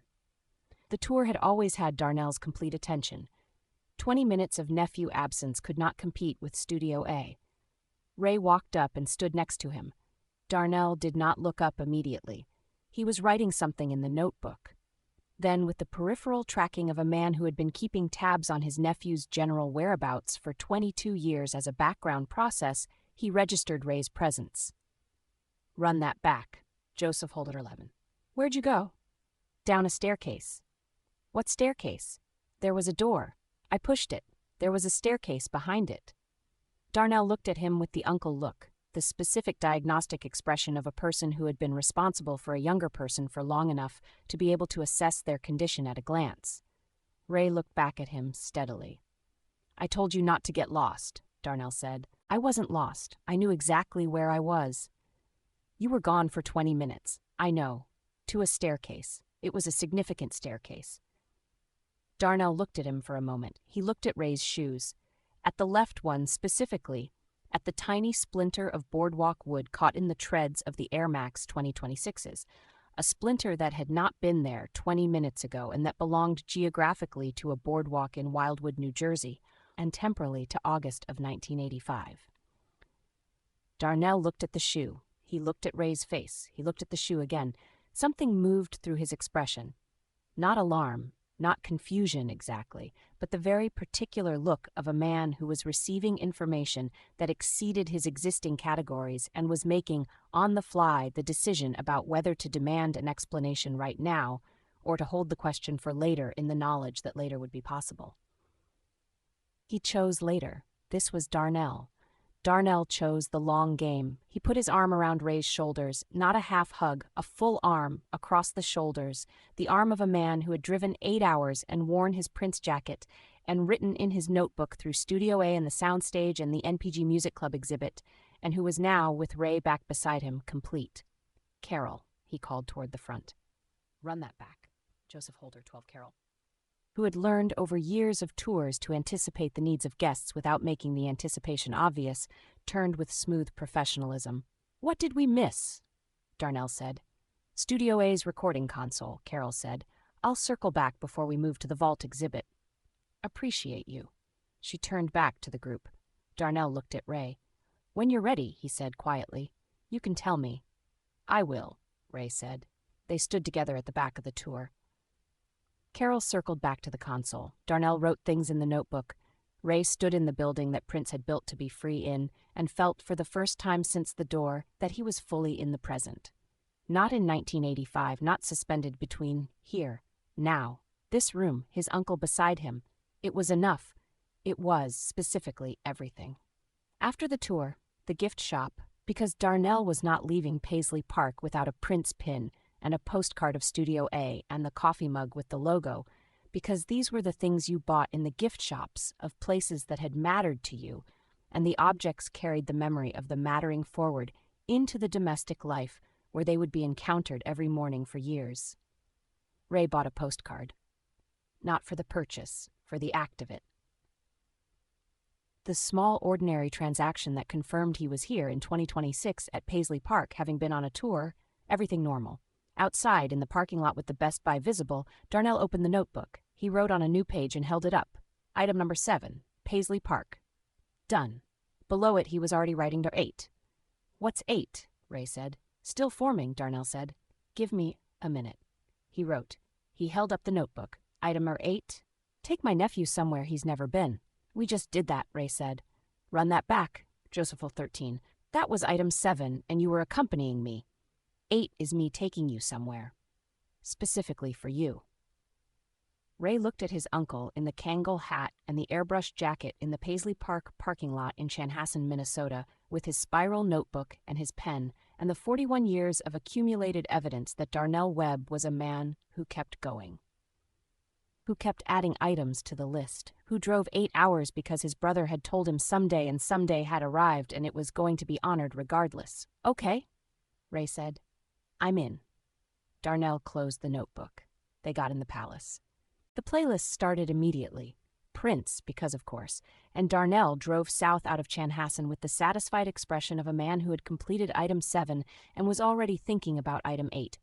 Ray's phone had 4 bars and the correct date and 67% battery and a message from his mother that said, "How's the tour?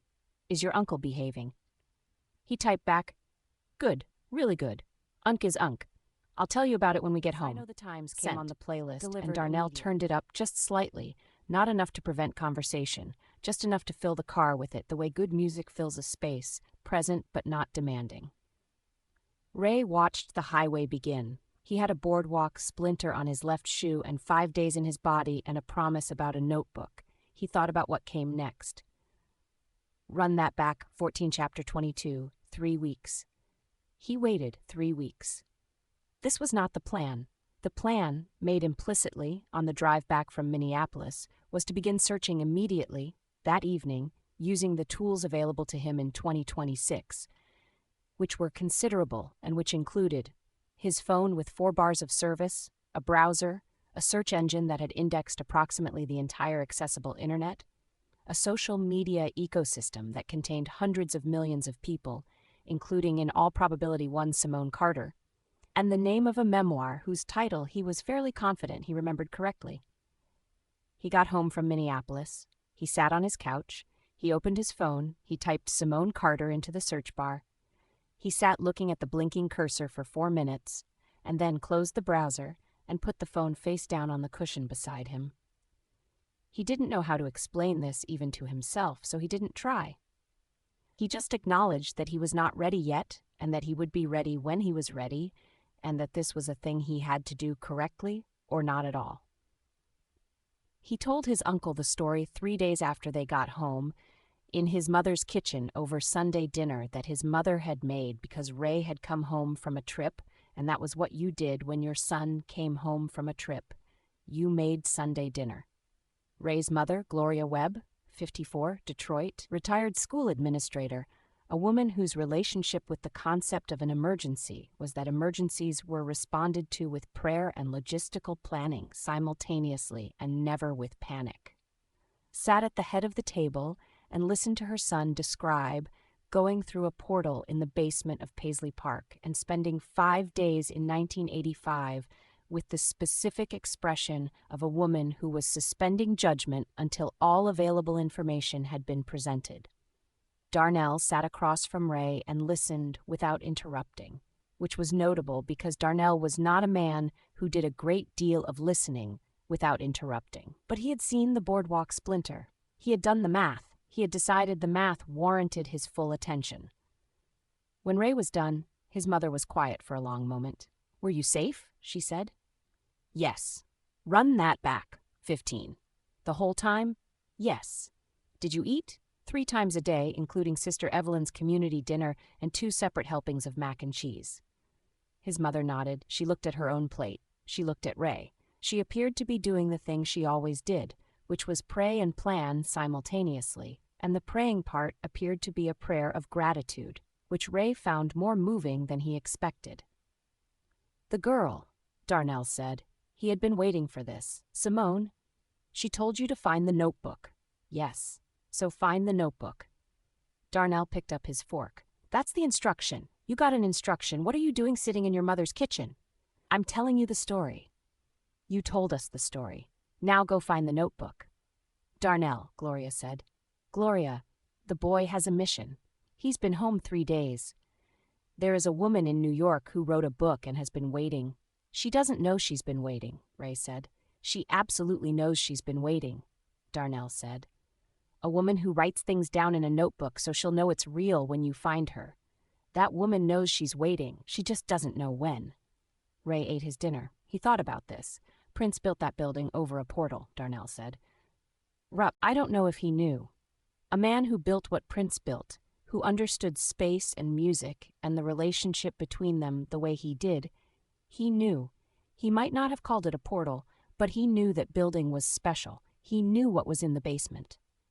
Ray looked at his uncle. "You really believe that?" "Run that back, 16.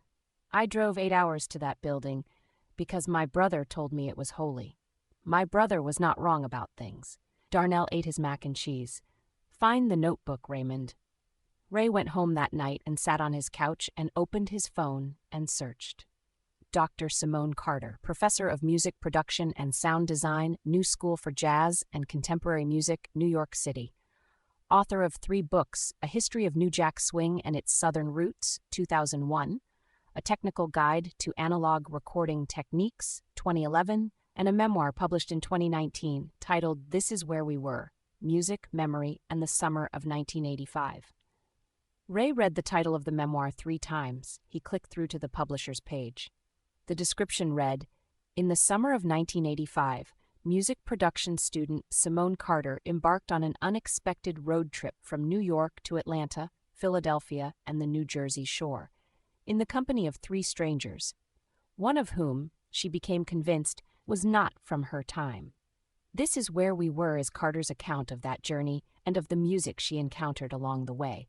From the Live Aid stage in Philadelphia, to a Harlem record store, to a late-night Atlanta studio where a young producer named Marcus Powell was building the future of Black American music. It is also a meditation on what it means to be present at the beginning of something, and what happens to a person who carries that beginning with them for the rest of their life. Ray read the description once, and then read it again, and then put his phone face down on his knee and looked at the wall of his apartment for approximately 2 full minutes. Marcus Powell. Simone had named Marcus. He looked up Marcus Powell in the same browser and found a discography that covered 1988 through 2015, including producing credits on 11 albums that had been considered defining works of the New Jack Swing era, a Grammy nomination in 1992, a documentary about the Atlanta R&B scene that featured him prominently, and a production company he had run since 2003 that had worked with artists Ray had listened to in his teenage years without knowing the source. The thing he had told Marcus in the studio, the context always catches up. It had. It had found Marcus. He picked up his phone. He found the new school's faculty directory. He found Simone's faculty page, a professional photograph, silver hair natural, the same eyes looking out of a face that was 62 years old and looked like a face that had used its time well. Office hours, contact information. Run that back, Joseph Holder, 17. He composed a message with the care that the moment deserved, not overthought. Overthought messages communicated effort rather than the thing behind the effort. He wrote, "My name is Ray Webb. I'm from Detroit. I'm 22 years old. I have recently visited a record store in Harlem, a Baptist church in Washington, D.C., an Atlanta recording studio, and a boardwalk in New Jersey. I read your book. I have some notes." He read it back. He deleted the last sentence because it was a joke, and this was not quite the moment for jokes. He put the last sentence back, because actually it was exactly the moment for jokes, because that was the kind of people they had been from the beginning. He sent it. He put his phone face down and did not look at it for 16 minutes, which was the longest 16 minutes he had spent voluntarily since approximately his entire childhood. His phone buzzed. The message from Dr. Simone Carter, professor of music production and sound design at the New School for Jazz and Contemporary Music, read, "I have been waiting 41 years to hear from someone who made a very specific promise about a notebook. Are the shoes still good?" Ray looked down at his Air Maxes. He looked at the phone. He typed, "The shoes are fine." Her response came immediately, "Good. Come to New York. I have the original notebook. Bring your notes." 18 Chapter 23 The original notebook, because he was his uncle's nephew, and he understood now what the drive was for. He built a playlist on the way. It contained, in no particular order, King of Rock by Run DMC, Careless Whisper by George Michael, We Are the Champions by Queen, Walking on Sunshine by Katrina and the Waves, Don't You Forget About Me by Simple Minds, Luther Vandross performing live somewhere in 1984, the All for Love B-side, the Born in the USA album all the way through, and Sino the Times because his uncle had put it on at the end of the Minneapolis drive, and it had become associated in Ray's mind with the feeling of coming back from somewhere. He put on We Are the World, crossing into New Jersey, and sang along alone in the car, badly and with full commitment, which was the only correct way to sing We Are the World. He found parking in Brooklyn on a residential street, 2 blocks from the address. He got out and stood on the sidewalk in the afternoon light and took a moment, because this was the kind of moment that deserved to be taken rather than rushed through. The brownstone was on a block that had been a block since before either of them was born and intended to remain a block. Trees, brick stoops, the specific texture of a Brooklyn neighborhood that had layers. He walked to the door. He rang the bell. Footsteps on stairs. The particular sound of someone coming down from at least the 2nd floor, familiar with the staircase, unhurried. The door opened. Simone Carter was 62 years old. She was, as she had said on the boardwalk steps in August of 1985, already extraordinary. What 41 years had done was clarify it, remove the surrounding material, the way a sculptor removes what isn't the sculpture, and let what was already there be fully visible. Silver hair, natural, worn the way she wore everything, which was as herself and without apology. Reading glasses pushed up on her head. She was wearing a linen shirt and pants, and had the bearing of someone who had spent decades knowing exactly who they were and had found this restful. She looked at him. He looked at her. They were 41 years apart in either direction, depending on where you started counting. And they were looking at each other from across the distance, and the distance collapsed in the way distances did when you were finally where you were supposed to be. "Run that back, 19. You're young," she said. He caught himself. "You can say it," she said. "I'm 62. I've been 62 for 7 months. I have a complete relationship with this information." "You look like yourself," he said. "That's what I was going to say. You look exactly like yourself." She looked at him for a moment, and something moved through her expression. Not surprise, she didn't surprise easily, but something that was the emotional equivalent of a thing that has been held in suspension for a very long time finally settling. "Come in," she said. Her apartment was the apartment of a person who had organized their entire life around music and books, and the serious ongoing project of thinking carefully about things. Floor-to-ceiling bookshelves along 2 walls, working books with slips of paper and annotations, and the general evidence of reading that was active rather than decorative. A turntable in the corner on its own stand, a serious setup, a 1200 that she had owned since 1987 from the look of it, with a new cartridge, the equipment of someone who had never stopped using it. The walls held framed things, a concert program from 1985 for a New York show that Ray recognized from description. A photograph of a woman at a mixing board that he recognized as a younger Simone.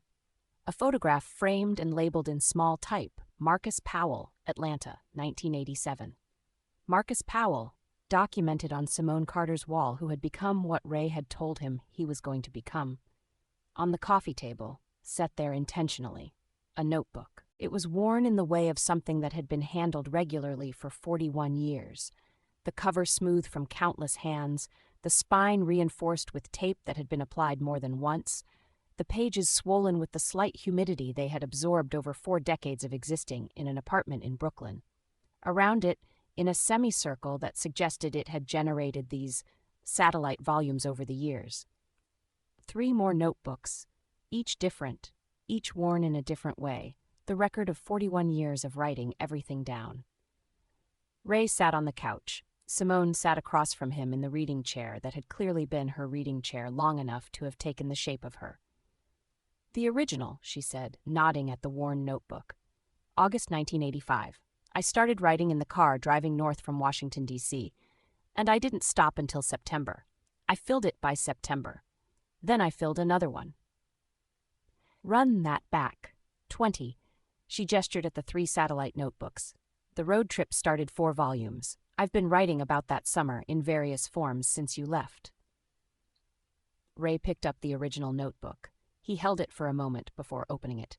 The cover was warm from the apartment air. He could feel, or imagined he could feel, the 41 years of it. He opened it. Her handwriting was small and precise and utterly recognizable. The same handwriting he had watched moving across the pages in Denise's car in the Atlanta studio on the boardwalk steps. Compressed, dense, exact. The hand of someone who wrote quickly because they were writing everything and had gotten efficient at it. The first entry, dated August 14th, 1985, went to Live Aid today. Got the ticket from Denise. Patrick got sick. Met someone at the gate. He picked up my lip balm when I dropped it. His shoes were wrong for 1985 in a way I couldn't name. Not just expensive, wrong in a more fundamental sense, like they hadn't been designed yet. He knew things. He knew status quo opened London before I told him. He had a specific quality of knowing, not book knowledge, not research, but the knowing of someone who had already seen what he was looking at. I'm writing this down because something is happening here and I need to know I didn't make it up. Ray read that and sat with it. She had known from the first hour. He turned pages. His own voice on these pages, recorded in her handwriting in quotation marks, with the precision of a person who was capturing evidence rather than impressions. The conversation in the car to Washington, D.C. The library corner with Professor Reese, the Atlanta studio, the boardwalk. He found the boardwalk entry, August 18, 1985. He told me the music was a message. Here, we were here, we made this. Don't forget. I think about this. It's the truest thing anyone has said to me about why music matters, and it comes from someone who is supposedly just visiting. He asked me if I would be there when he went back. I said yes. I meant it completely. I'm going to write all of this down after he goes. I already know the writing won't be enough, but it will be what I have. The final entry that night, he's going back tonight. He has all 4 records. He kept every promise he made about finding what he came for. I don't know what happens now. I'm going to write it all down and keep it, and 41 years from now he will find this and know that I remembered. I want to write something that tells him something he doesn't know. Here it is. This week was the most alive I have felt. Not because of the time travel. I still don't entirely know how to think about the time travel. But because of what the week was about. Finding the records, yes. But also, talking to Professor Reese about whether hip-hop wins its argument, listening to Marcus Powell's session at 3 a.m, standing in JFK Stadium while Freddie Mercury made 90,000 people into one thing. Sitting on the steps above the Wildwood Beach in the dark. Those things made me understand something about what I want to do with the years ahead of me. Make things worth remembering. Build things that carry the message forward. Be someone who documents and preserves and teaches. He did that. He gave me that by coming here and by going. Find me, Ray Webb. I'll be here. Hands. Ray and looked at the wall of Simone Carter's apartment in Brooklyn and thought about 41 years collapsing into this room. Thank you, he said, for writing it down. For all of it. For being there when I went. For all of it. She looked at him with the fullness of her attention, the expression of someone who had been patient for a very long time and who found, now that the waiting was done, that the patience had been exactly right. Did you know? He said, when I left, did you know you were going to spend 41 years on this? She was quiet for a moment. I knew it was the most important thing I had been part of, she said. Not because of the time travel, because of what it was about. You carried the music forward. You told people who were making something real that the something real was going to last. I spent 40 years trying to do the same thing. The books, the students I've sent out, the research. She looked at him directly. You gave me the purpose. On a boardwalk in New Jersey, in the dark, you said, the music is a message. Here, we were here. Don't forget. I made my career out of that sentence. Ray looked at her. You gave me yours too, she said. You told me I was already extraordinary, on the boardwalk. You told me you already knew that. Run that back, 22. I did know it, she said, but it mattered that you said it. It mattered that someone who had seen 40 more years than I had looked at me and confirmed it. Ray thought about his father who had carried the music for decades without explanation. His father whose absence had left a shape in the family that showed up in unexpected places. His father who had told his brother about a building in Minnesota and set in motion a chain of events that had delivered his son to this couch in this apartment in this conversation. I want to hear about the 40 years, he said, if you want to tell me. Simone Carter looked at him with the expression of a person who has been patient for a very long time and has just been given the signal that the patience is over. I have all afternoon, she said. So do I. She went to the kitchen and came back with 2 cups of coffee, having made the second one without asking, because she had made the second cup for him on an Atlanta landing in 1985 without asking. And this was simply how she was, the second cup always ready. She set one in front of him. She sat down. She started talking. Ray listened. Outside the Brooklyn brownstone, the city continued to be itself, which was what cities did, persisting, generating, carrying the weight of everyone who had ever been in them and everyone who was in them now. The afternoon light moved across the floor. The notebooks sat on the coffee table. The turntable in the corner held a record that wasn't spinning yet. The bookshelves held 41 years of a life that had been organized around the principle that things worth knowing were worth writing down.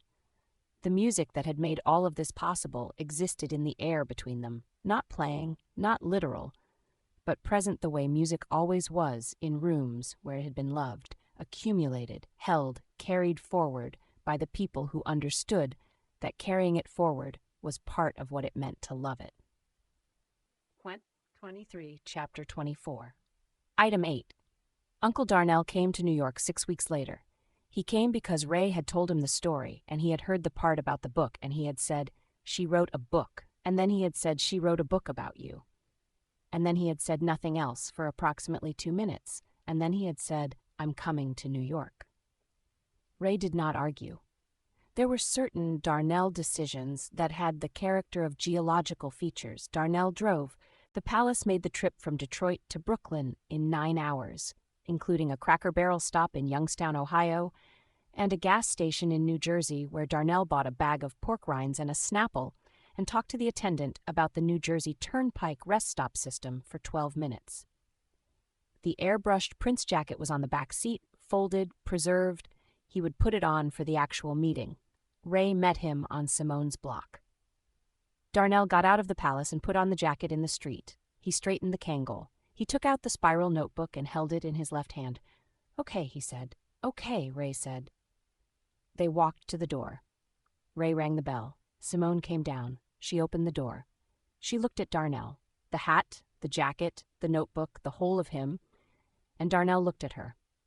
They looked at each other for a moment the way people looked at each other when they had been in the same story without being in the same room, when they had heard about each other through someone who had been present with each of them and were now in the same room for the first time.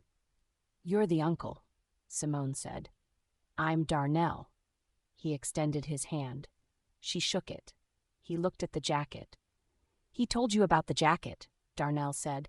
"He told me about everything." "My brother loved Prince," Darnell said. It was not an explanation.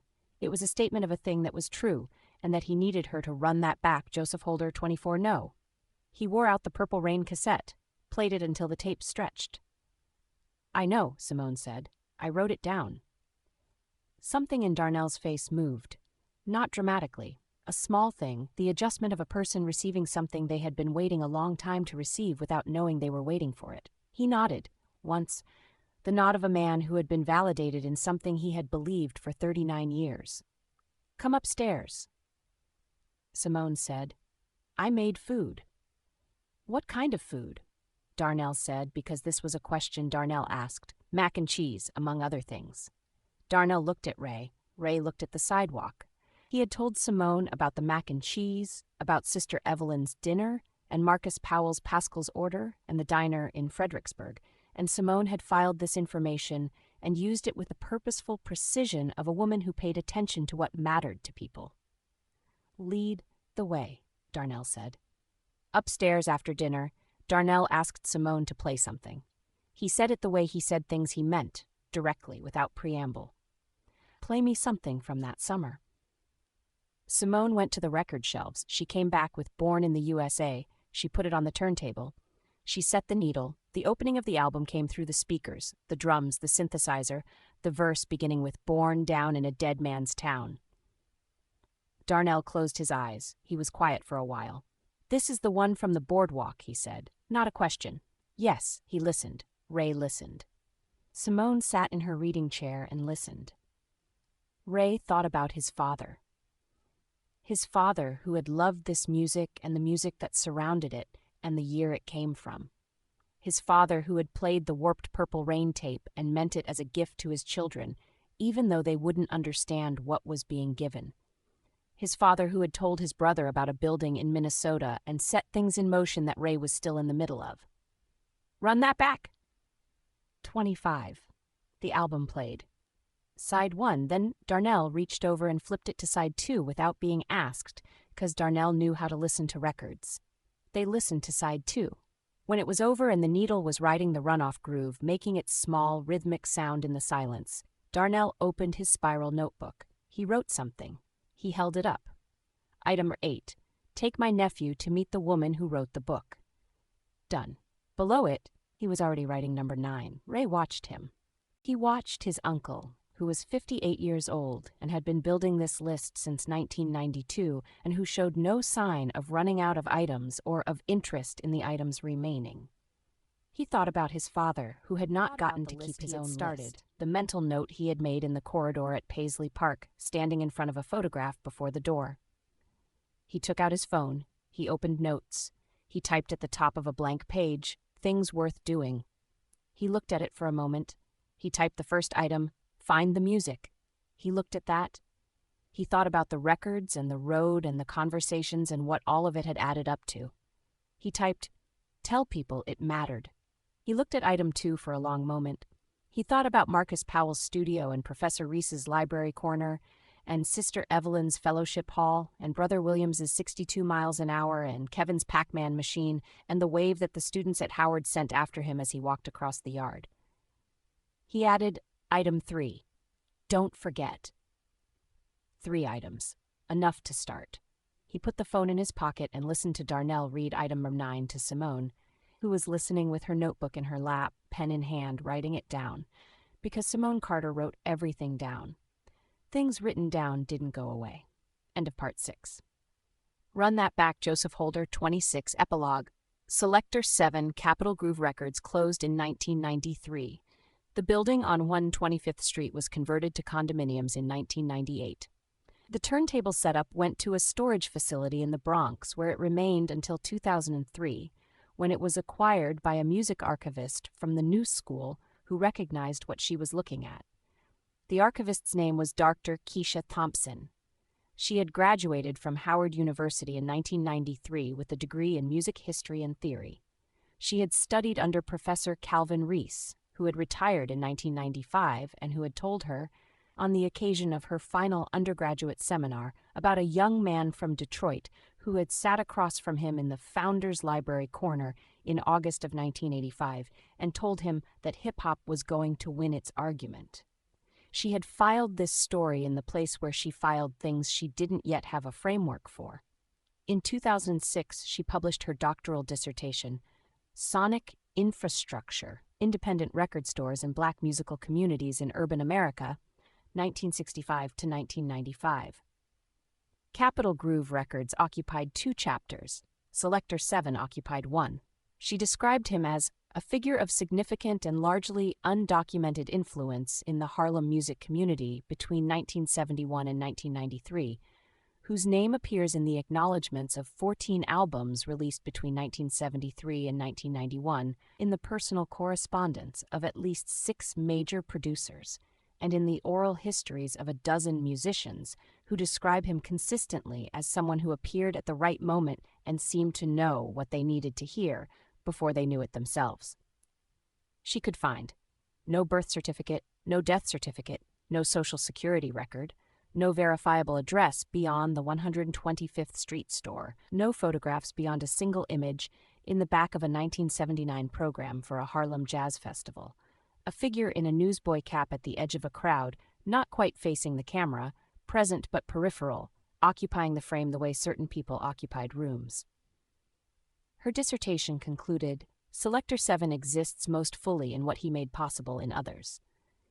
He appears to have understood music as a form of architecture, something you built in time rather than space, something that created conditions for things to happen rather than happening itself. He left no recordings of his own work. His fingerprints are on everything. Run that back. Joseph Holder, 27. Ray Webb read this dissertation in 2026 in Simone Carter's apartment on a Tuesday evening in February, with a cup of coffee and the winter light coming through the windows at a low angle, and King of Rock playing from the turntable in the corner, the one she'd had since 1987, the one that still worked without complaint. He read the section about Selector 7 and sat with it for a moment. 14 albums, he said. At least 14 that she found, Simone said. She was grading papers at the coffee table, her reading glasses on now rather than pushed up on her head. There are probably more. His fingerprints are on everything, Ray read. That's the part that's right, she said. The fingerprints. I've been studying production chains in Black American music for 30 years, and Seven's influence shows up in places that don't have his name attached. Things he put in motion, things he told people, things he placed. Ray looked at the turntable, at King of Rock spinning, the needle in the groove. Do you think he's still out there? He said. I think men like Seven don't disappear, Simone said. I think they finish one piece and start the next one. Maybe he found someone else to send back. Maybe. She marked something on the paper she was grading. Or maybe one was enough. Maybe the message only needed to be delivered once, by the right person at the right time. A 22-year-old from Detroit who works at a sneaker store. She put down her pen and looked at him over her reading glasses in the manner of a woman who had spent 4 decades thinking about what she was about to say and had a very clear sense of how to say it. A 22-year-old from Detroit, she said, who loves music he never knew he loved, who carries a father he never got to ask about it, who walks into a door in a basement in Minnesota because that is who he is, someone who goes through the available door, who crossed 4 states in 5 days to tell people that what they were building was going to matter. She held his gaze. Yes. That's specifically what was needed. That's exactly who Seven was looking for. The record reached its end. The needle rode the runoff groove with its small regular sound. Ray got up and took it off. He turned it over. Side 2. He set the needle back, and the opening of the second side filled the room. Run that back. 28. He sat down. Simone went back to her papers. The evening continued. The music played. Run that back, end. For everyone who made the music. It mattered. It still matters. Author's note. The events described in this novel are fiction. The music is real. Live Aid took place on July 13, 1985, at Wembley Stadium in London and JFK Stadium in Philadelphia simultaneously. Phil Collins did play both shows in the same day, flying the Concorde between them. Queen's performance at Wembley is widely considered the greatest live rock performance ever captured on film. Freddie Mercury ran that crowd for 21 minutes in a white tank top and changed everyone who was there. If you have not seen the footage, stop reading this note and go watch it. I'll wait. Run DMC's King of Rock was released in January 1985 and was the first hip-hop album to go platinum. Daryl McDaniels, Joseph Simmons, and Jason Mizell built something from nothing in Hollis, Queens, and the whole world lives in it now. The argument they made in 1985, we belong here, this is real, this matters, that argument won. It won so completely that 40 years later, people have forgotten there was an argument. I want them to remember. New edition. Bobby Brown, Ralph Tresvant, Ricky Bell, Michael Bivins, and Ronnie DeVoe were from Roxbury, Massachusetts, and were in 1985 building the sound that would become New Jack Swing. The drum patterns were already there. The foundation was being laid. Listen to the records from this era, and you can hear the future forming in them, if you know how to listen. Bruce Springsteen's Born in the USA tour ran from June 1984 to October 1985 and remains one of the largest concert tours in American history. The album spent 84 weeks on the Billboard 200 and produced 7 top 10 singles. It is a Jersey record in the deepest sense. It belongs to New Jersey, and New Jersey belongs to it. Howard University has been producing extraordinary graduates since 1867. The Yard is real. Founders Library is real. The debate about which album was better, the debut or King of Rock, is ongoing and will never be fully resolved, which is correct. Great art generates arguments that last longer than the art. That's how you know it was great. Paisley Park is real, and it is open for tours. The basement is not accessible on the standard tour. I have no specific information about what is or is not in the basement, either amusing or presumptuous, and I think he would be right either way. Sister Evelyn, Brother Williams, Clifton on the bus, Gary at the record store, Kevin Kowalski, Professor Calvin Reese, Marcus Powell, Simone Carter, and Selector 7 are fictional. The community that sustained travelers and the institutions that housed them are not fictional. The Black church tradition of hospitality is real and active, and Run That Back Joseph Holder, 30, has been real and active since the churches themselves existed. The record stores are real. The people who worked in them and knew everything about the music and kept the culture alive, one conversation at a time, those people are real, even if their names in this book are invented. The neighborhoods described in this novel, Sweet Auburn in Atlanta, Harlem in New York, the campus of Howard University in Washington, D.C., the boardwalk in Wildwood, New Jersey, are real places with real histories that extend far beyond what any novel can contain. They deserve more than a chapter. They deserve everything. If you are young and you have not heard these records, go find them. Not as a history lesson, not as homework, as music. As the thing music actually is, which is alive and generous and patient, and there for anyone who shows up and listens. It mattered. It still matters. Don't forget. Joseph Holder, Detroit, Oceanside. 2026. Run That Back. 31 Acknowledgements. This novel would not exist without the music it is built from. Thank you to every musician, producer, engineer, songwriter, and session player who made something real in 1985. The list is too long to include here. The music is the list. Thank you to the people who held things, the librarians, the archivists, the record store workers who knew where everything was filed and why it mattered, the radio DJs who kept the music alive when the algorithms didn't, the teachers who played the old records for new students and said, "Listen to this." Thank you to everyone who ever stayed 18 hours in a studio because they could hear something that didn't have a name yet. Thank you to the Howard University community, past and present, for building and maintaining one of the most extraordinary educational institutions in American history. The Mecca is real. Thank you to the Jersey Shore and its boardwalks, which are exactly what they are, and don't pretend otherwise. Thank you to Clifton, whoever you are, for talking to strangers on long bus rides and sharing your soup. Thank you to Sister Evelyn, she fed everybody. Thank you to Kevin for talking to people about music. Thank you to the music itself, which does not need thanks, being beyond that, but which receives it anyway, with the patience of something that has been doing what it does for a very long time and intends to keep doing it. This one is for the people who built it. We see you, we hear you, we're carrying it forward.